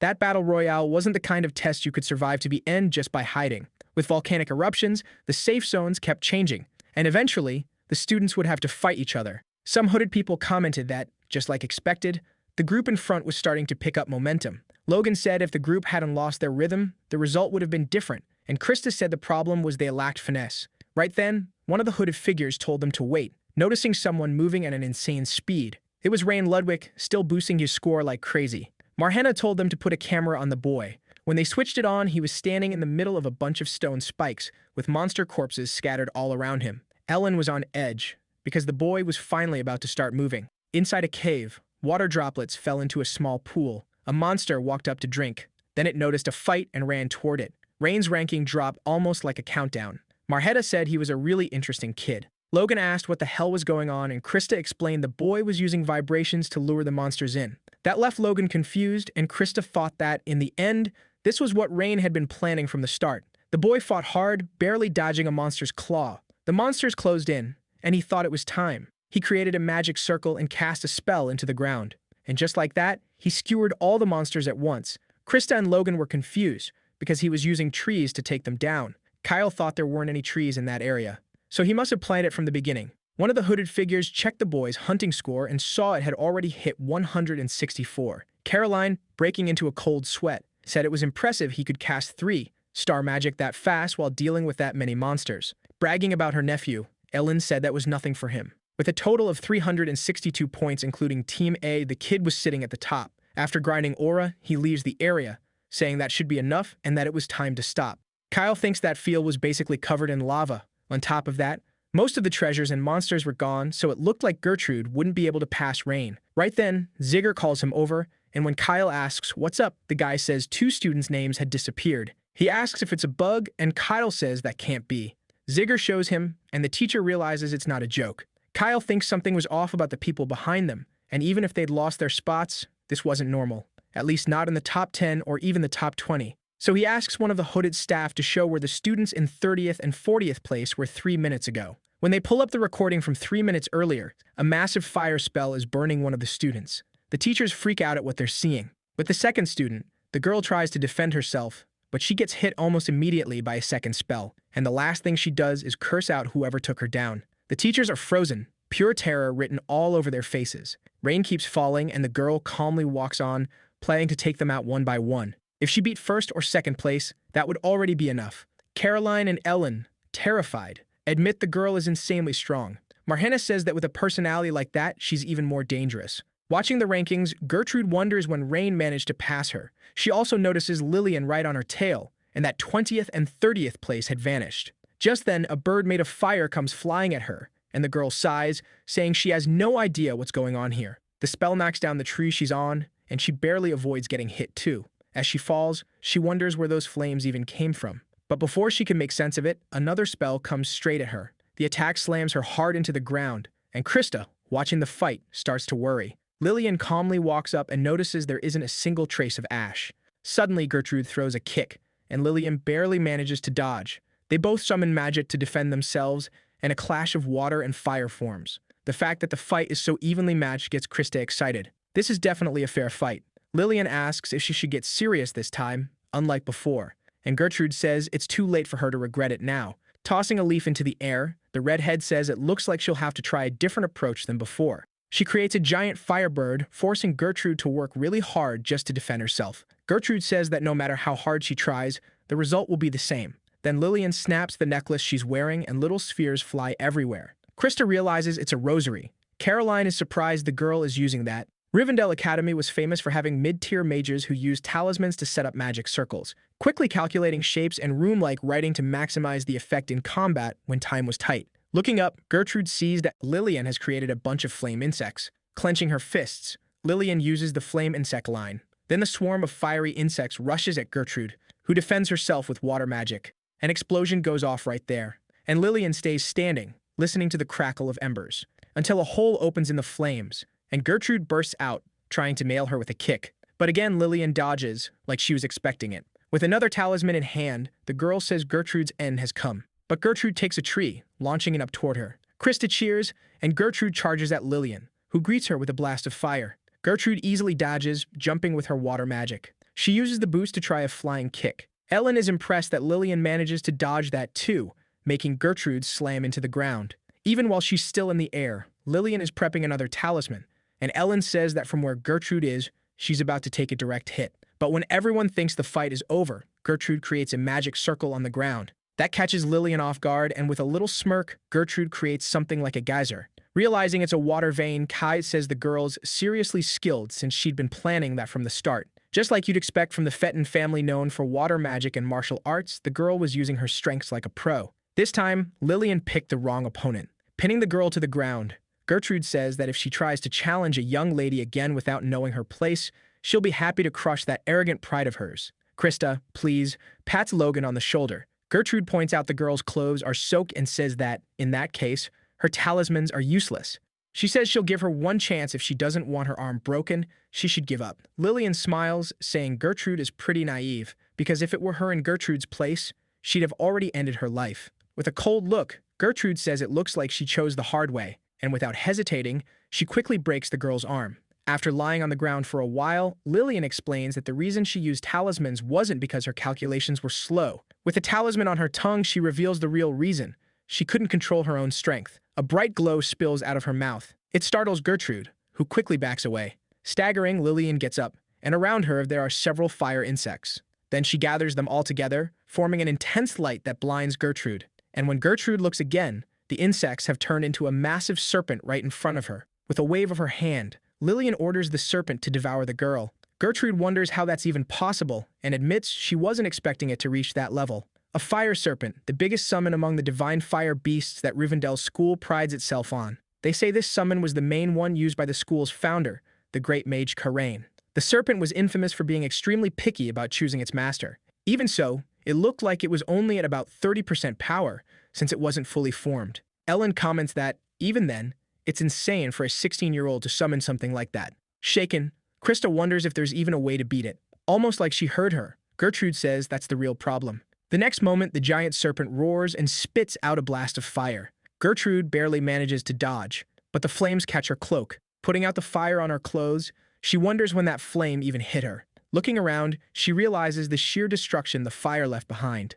The stones hadn't just melted, they turned to ash. Stunned, Gertrude, Christa, and Logan realize that's the serpent's real power. An explosion goes off somewhere else in the forest. Over there, a girl is running from a monster when the fire blast hits it. The hooded figures comment that the serpent is circling around Gertrude. So Gertrude has been marked as its target, and it looks like Lillian plans to take this all the way. Zigger asks Kyle if the girl isn't crossing the line already. Even if it doesn't kill her right away, the pain would be brutal, and if she gets hit by those flames, she might end up seriously traumatized. So he asks if it wouldn't be better to stop the test, and Kyle asks Marhenna what she thinks. The woman raises her hand and says she agrees that's probably the best call. But then she notices Rain up in a tree, above a forest that's on fire. During his training, Rain's grandfather had told him that with the mana he had at the time, his limit was 3 uses total. But that depended on the level of the mage he was trying to interfere with. He said that if Rain hit his mana limit and tried to force it anyway, he'd end up completely wiped out. In other words, he had to pick the right moment to use it.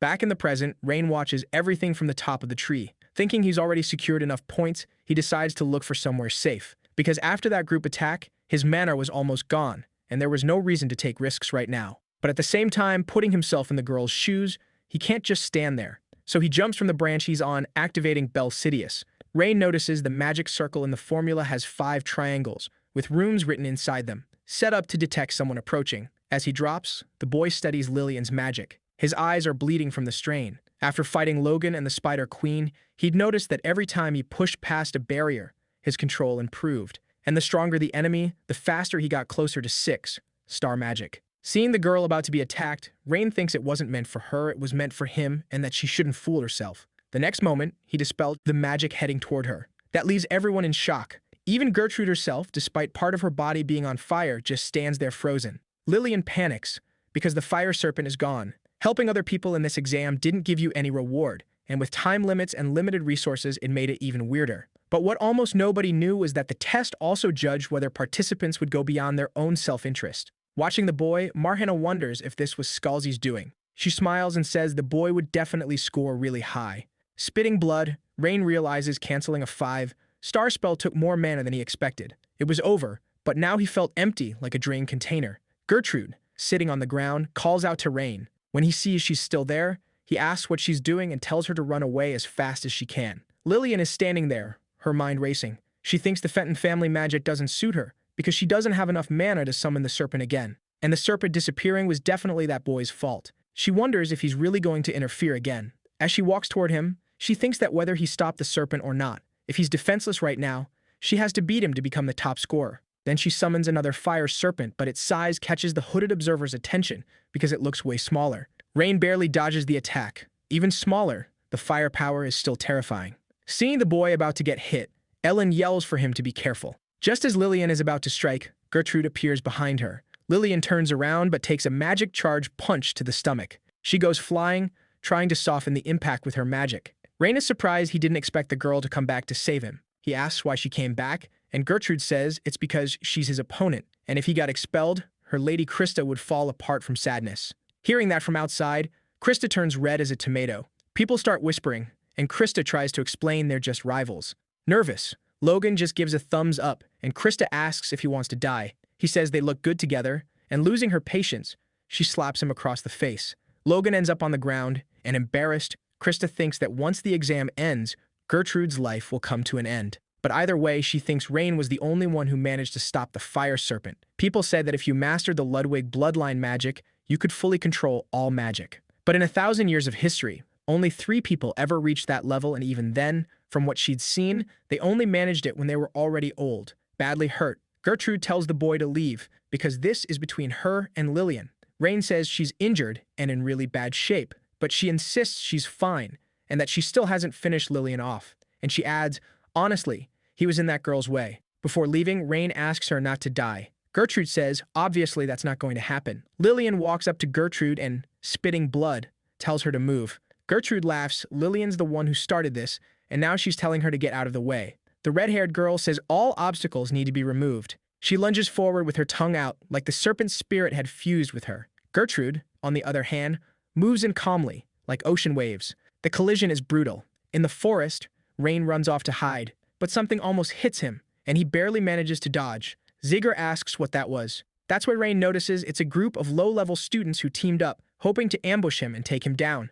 He's completely drained physically and magically, and that's really bad. Smiling, he says that in the end, they're just low-ranked students. And he asks if they really think they can beat him when even Logan couldn't, and that if they back off, he'll let them leave in peace. One of the boys says he's right, Rain really is strong. But then, he asks why someone as strong as Rain is trying to negotiate with them. Summoning a lightning spell, one of the students charges at Rain. Rain blocks the attack with a staff. While they're locked in a strength struggle, the guy asks who Rain thinks they are and says he probably can't even move anymore, so he should just give up. With a sigh, Ellen says there are always people like that, no matter where you go. Caroline says Ellen shouldn't look at it that way after all. It's just strategy. The staff the guy was using as a weapon ends up snapping in half, and he realizes he can't underestimate the low ranks. Rain gets knocked down, and right as he's about to get hit by the low-ranked student's lightning, he takes the ground and throws sand into the student's eyes. Taking advantage of the guy not being able to see, our protagonist lands a punch right in his face. That makes the rest of the students nervous. The same guy from before wonders how Rain knows techniques from the Osarius style. Ellen says she was curious about that too. The hooded observers notice the guy doesn't seem able to counterattack anymore, since Rain has fast calculations for 3, star magic, and the Osarius style. His skill itself is flawless, but his mana management is still rough on that front. Christa is ahead of him. One of the boys says Rain took the other student down without even using magic. Still, since Rain looks completely out of mana, if they team up they might have a chance. Ilan thinks using Belsidius to stop the fire serpent definitely drained all of his mana. The boys decide to attack in turns. Marhena thinks helping others is a noble act, but if you don't have the strength for it, it's nothing more than a pointless gesture. She wonders what the boy is planning to do. Our protagonist faces the boys with the little strength he has left. He throws a punch charged with electricity, electrocuting all the low-ranked students who rush him. That ends up impressing the teachers. Zigger asks when the boy cast that spell and how he still has mana left. Then Kyle explains that Rain actually doesn't have any mana left, and that it was really the lightning sword's original attribute. He kept it in a plasma state, and the moment the students touched the wet ground, Rain released the electric shock. Still, knowing how to do something doesn't mean you can pull it off, and honestly, Kyle says the boy looks pretty experienced. One of the boys says it's no surprise Rain is one of the top contenders for first place, but now he's out of tricks. But just as he's about to tell him to attack Rain while they still can, the other guy smacks him in the face. Agreeing with him, and wrapping his body in mud, the guy says now he can beat Rain by himself. Logan asks what that is, and Christa explains it's apparently a spell that boosts physical abilities using mud. But it's a terrible skill for team fights, since it depends on brute strength. Now, with his whole body covered in hardened mud, the guy says Rain can just hand over his points and everyone will walk away unharmed. But our protagonist refuses instantly, without even thinking. The guy jumps, saying Rain seems to think he's joking, and Rain just sighs. When he lands, the guy declares he'll tear Rain to pieces. But when he looks around, he finds Rain already right in front of him, gripping his staff and about to drive it into him with a thrust. After striking him with the staff, our protagonist uses a lightning spell, maximizing the damage. As he pushes him back, Rain says the Osarius technique staff style was created by the one walking at his side, so he shouldn't underestimate him. The guy thinks that even after everything, Rain still has strength, and that last attack left him with intense pain in his stomach. He wonders if he was wrong about Rain being tired, but then realizes Rain has definitely hit his limit. He remembers the test gives an F rank to anyone who fails. Actually, the reason the faculty council is watching so closely is to adjust grades afterward. In other words, the process matters too. But the boys didn't just fail to get points, they also lost to someone relying entirely on staff techniques with no mana. It wouldn't just be his grave he'd have to worry about, he'd become a laughingstock, and he could even get expelled. Rain says that, still, if he survives, he could end up with an E rank or even a C or B, depending on how many people drop out. Behind him, the fight between Lillian and Gertrude is getting more intense.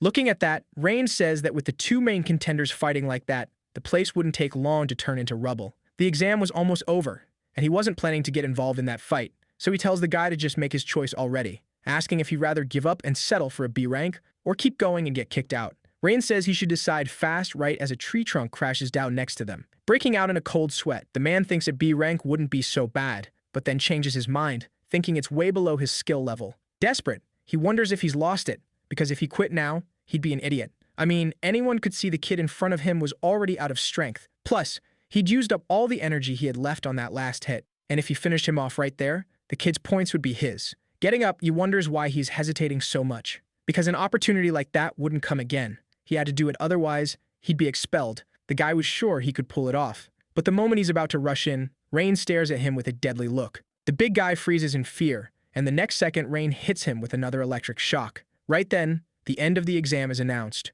and all the students have to leave the barrier. Rain celebrates because it's finally over, then collapses on the ground, passing out from exhaustion. The big guy, who'd been worried up until then, smiles in relief. Saying it's finally over, Carolyn asks if Ellen was anxious too, and the woman says not really. But then the teachers notice something.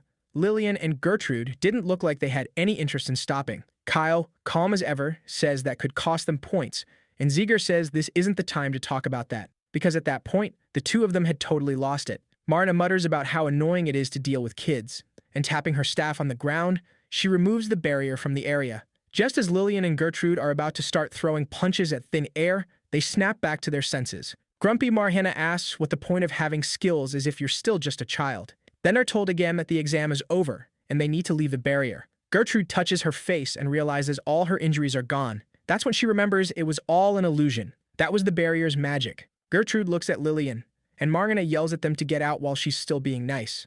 The angry teacher wonders how many times she has to repeat herself for them to get it. The hooded people question how they could break the barrier, since there was still the exam for Group C. Marhana, on the other hand, says they should just put it back up. The students head back to the test lobby, and Lillian asks the boy what he did to Yomang. He says he doesn't know, and she yells at him to answer seriously. So Rain tells her to answer his question first. He asks if she respects her father. The veins in the girl's eyes bulge, and she asks if he's trying to start a fight right there. Rain says no, and she asks what that was supposed to mean then. He says he thought she was kind of like him. After all, she planned to climb to first place by crushing everyone in her way, and that was her father's will. And the way she tried to burn everyone else for the sake of her goal wasn't any different from what he heard about her dad. But if that's the life she wants, then nothing he says is going to matter. Then the girl reveals she was the one who defeated the fire Amugi. Rain says if she keeps acting like this, they're going to end up facing each other soon, and then he'll show her the right way, so she'd better be ready. Angry, she asks what he would know. He was born into a happy family, with everything handed to him. When the kids get there, Logan and Christa are waiting for them. Smiling, Gertrude asks if the girl is ready to do well. Embarrassed, Christa bonks the girl on the head, saying she's more than ready. She says the girl has a big mouth and just blurts out whatever nonsense comes to mind. Rain asks Logan what's going on, and Logan says it's nothing. Christa says she was super embarrassed with everyone staring, and Gertrude says it's true, so Christa says she's going to shut that big mouth of hers. While holding the girl by her clothes, Christa looks at Rain and asks him why he was messing around earlier. Our main guy asks what she's talking about, and Christa, telling him to stop playing dumb, says he'd saved Gertrude from the snake earlier. The boy then asks how she thinks he could have done that, and that Lillian's magic must have, coincidentally, run out. A bit reluctantly, Christa agrees. Turning to Gertrude, she says the girl should get punished. Rain was walking along, all happy, and Logan asks what he's laughing about. Rain says he just thought it was funny, because if he hadn't come there, he wouldn't have had that experience. Logan comments that, just like expected, DeLayton was different from other schools. Rain says that was true sometimes, which leaves Logan confused. Rain thinks that if Esther hadn't left that letter, and if the privilege of meeting Lynn Mord given to the top student in the class, he wouldn't have had that experience. He realizes that, in the end, Esther was right. That world really was fascinating. Gertrude watches Christa walk over to Lillian. Standing in front of Lillian, Christa says she did something pretty interesting with her servant. Lillian is confused about what she means. Christa says she'd better be ready, because she'll pay that debt 100 times over, since the Warden family doesn't leave debts unpaid. Back at the academy, the students were completely wiped out. Still, the exams kept going like nothing had happened. On the night of the 4th day, they had a written exam. And on the morning of the 5th day, they had what the students called hell. Something even harder than the battle royale had happened. And just like that, the chaotic midterm exams came to an end. With the exam results in, Ziegler reveals that 4 students earned rank S scores in both the practical and written tests. They were Christa Warden, Nora Redden, Keaton, and Rain Ludwig. But only one student could take first place, so they do a bonus point evaluation. Also, to keep things fair, any teacher with family or academic ties would be excluded from the evaluation. Regular teachers could give 1 bonus point, Professor Kyle could give 2, and in Marhana's case, it would be 3 points total. One of the teachers says that if they looked at her points, they'd understand her evaluation. Another teacher says that's not the point, and Matt, in terms of talent, Nora is more exceptional. Caroline says she's being buttered up, and the teacher just complains. Time passes while they talk, and Zigger says they should discuss the current score. Christa Warden is in the lead with 6 points, followed by Nora Redden with 4, Keaton with 3, and Rain Ludwig with 2. Now he asks for Assistant Professor Luke's vote. Luke says Christa really is perfect. Nora's magical precision is also really impressive, and Cadet Keaton showed incredible skill blending music with magic. But even so, for the future of magic, he's going to cast his vote. Zigger is surprised when he reads the paper. He says the one who got the assistant professor's 2 votes was Rain Ludwig, shocking the others. The teachers reflect that he's definitely on another level, but Christa still has the most points, and the final vote is from Senior Professor Marhana, who never gives extra points, always starting with "no one deserves them," so the student of the year would be Christa. But Marhana breaks into a smile and bursts out laughing, repeating stuff about the future of magic and saying that honestly, he, the guy who uses cheesy lines to win girls over, grew up with a pretty smooth tongue. Luke says it's all thanks to the master's teachings. She agrees and floats a piece of paper and a pen with her hand, saying she'll go along with that vote as an investment in the future of magic. She writes on the paper, leaving the teachers freaked out. Zigger is speechless when the paper lands in his hand. It says the best freshman this year in the midterm tests was Rain Ludwig. In his room, Rain says he improved like expected. Rudin tells him he can keep researching his unique magic in the circulating environment, with his progress going up by 0.8%. Rain says that if unique magic levels only grow through fighting, it makes him wonder what that would be like. And then it was time to head out. In the past, Frida drinks a magic potion. Then she tosses it away, until a voice calls her name. Kyle asks her to share some too, but Free says she doesn't have any left. He says he knows she has more, and the mage replies that she drank it all without sleeping for 4 days, and there wasn't any left. But he complains, warning Lynn. When her journey is over, she wants to know why he doesn't visit her sanctuary on Red Mountain. There was this thing called Dragon's Breath, this amazing elixir, and she was going to give it to him since his mana was about to shoot up like a rocket. Kyle asks if she can really just hand something like that over so easily. Freedy asks what he thinks she is. She's the priestess who serves the fire dragon Dakidun, and she'd treat him well on a trip to Red Mountain. Rain repeats that to himself, thinking it was probably prepared really carefully, so accepting it was just the polite thing to do. Even after 300 years, he says he hadn't forgotten. It was in 1 8-hour trip to the peak of Red Mountain. Since the fire dragon Dakidun led his legion and stayed there for almost 1,000 years, the mystical mana had seeped into the whole area. Over time, tons of believers, mages, and witches turned that land into a sacred place. Worn out, Rain kept climbing. Then, someone calls out to him. It was a man, asking where he was rushing off to. The man asks if, by any chance, he was planning to loot the mountain. Rain gets wary of the sketchy guy. The stranger notices and says he doesn't need to be that careful. He says the kid must have a good reason to loot a place like that, and that he's only there to give him some advice. Tell him the kid to listen closely. He says the place is dangerous. Ever since it was abandoned 300 years ago, no looter has come back alive. Rain asks if that's because someone's in there. And while he's eating, the man says people talk that a demon summoned by the priestess guards the place. Rain asks if it's really a demon, because it doesn't make sense for a demon to be guarding a sanctuary. The man says, honestly, people just call it a demon, they don't actually know what it is. He says once, when he worked up the nerve to climb the mountain, he almost died. Like, one more step and he would have been done for. Before the man can even finish, Rain just keeps going. As a final warning, the old guy says if the kid values his life, he shouldn't go anywhere near the entrance. As he leaves, Rain thanks him for the warning. If some kind of monster really was living inside the sanctuary, Rain figures he should be extra careful. Night falls, and Rain keeps climbing.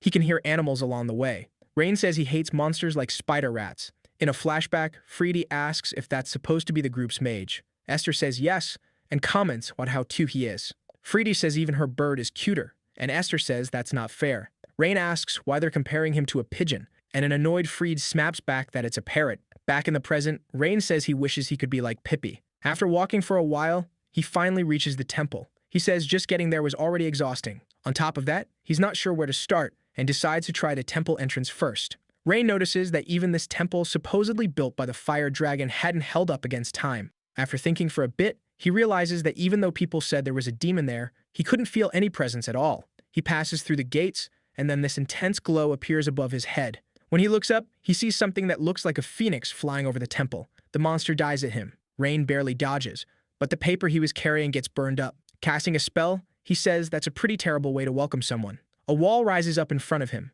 and the bird slams right into it. The monster screeches in pain and takes off fast. Rain notices something weird about the sound it makes. Remembering the past, he realizes the flames were actually the bird Pippi. The firebird blasts a jet of flame at him, and he dodges.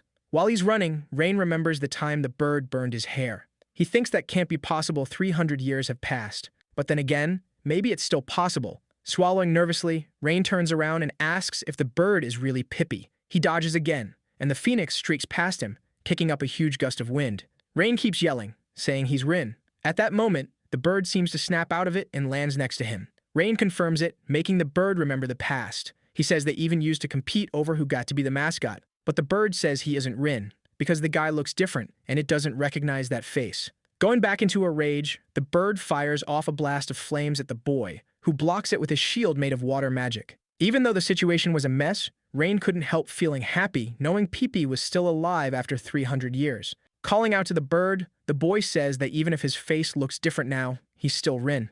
But the bird didn't seem like it wanted to listen, attacking again and forcing Rain to throw up another barrier. Rain wonders what he's supposed to do. There had to be something only they would know, something that would make the bird realize it was really him. Then Rain remembers something and starts casting a water spell. He shoots it at the bird, knocking it down. Then he casts another spell, this time with 2 magic circles. He calls out to the bird again, forming a sphere of water and asking if it still didn't recognize him. Our video ends here. If you liked it, leave your like. See you next time. Bye-bye.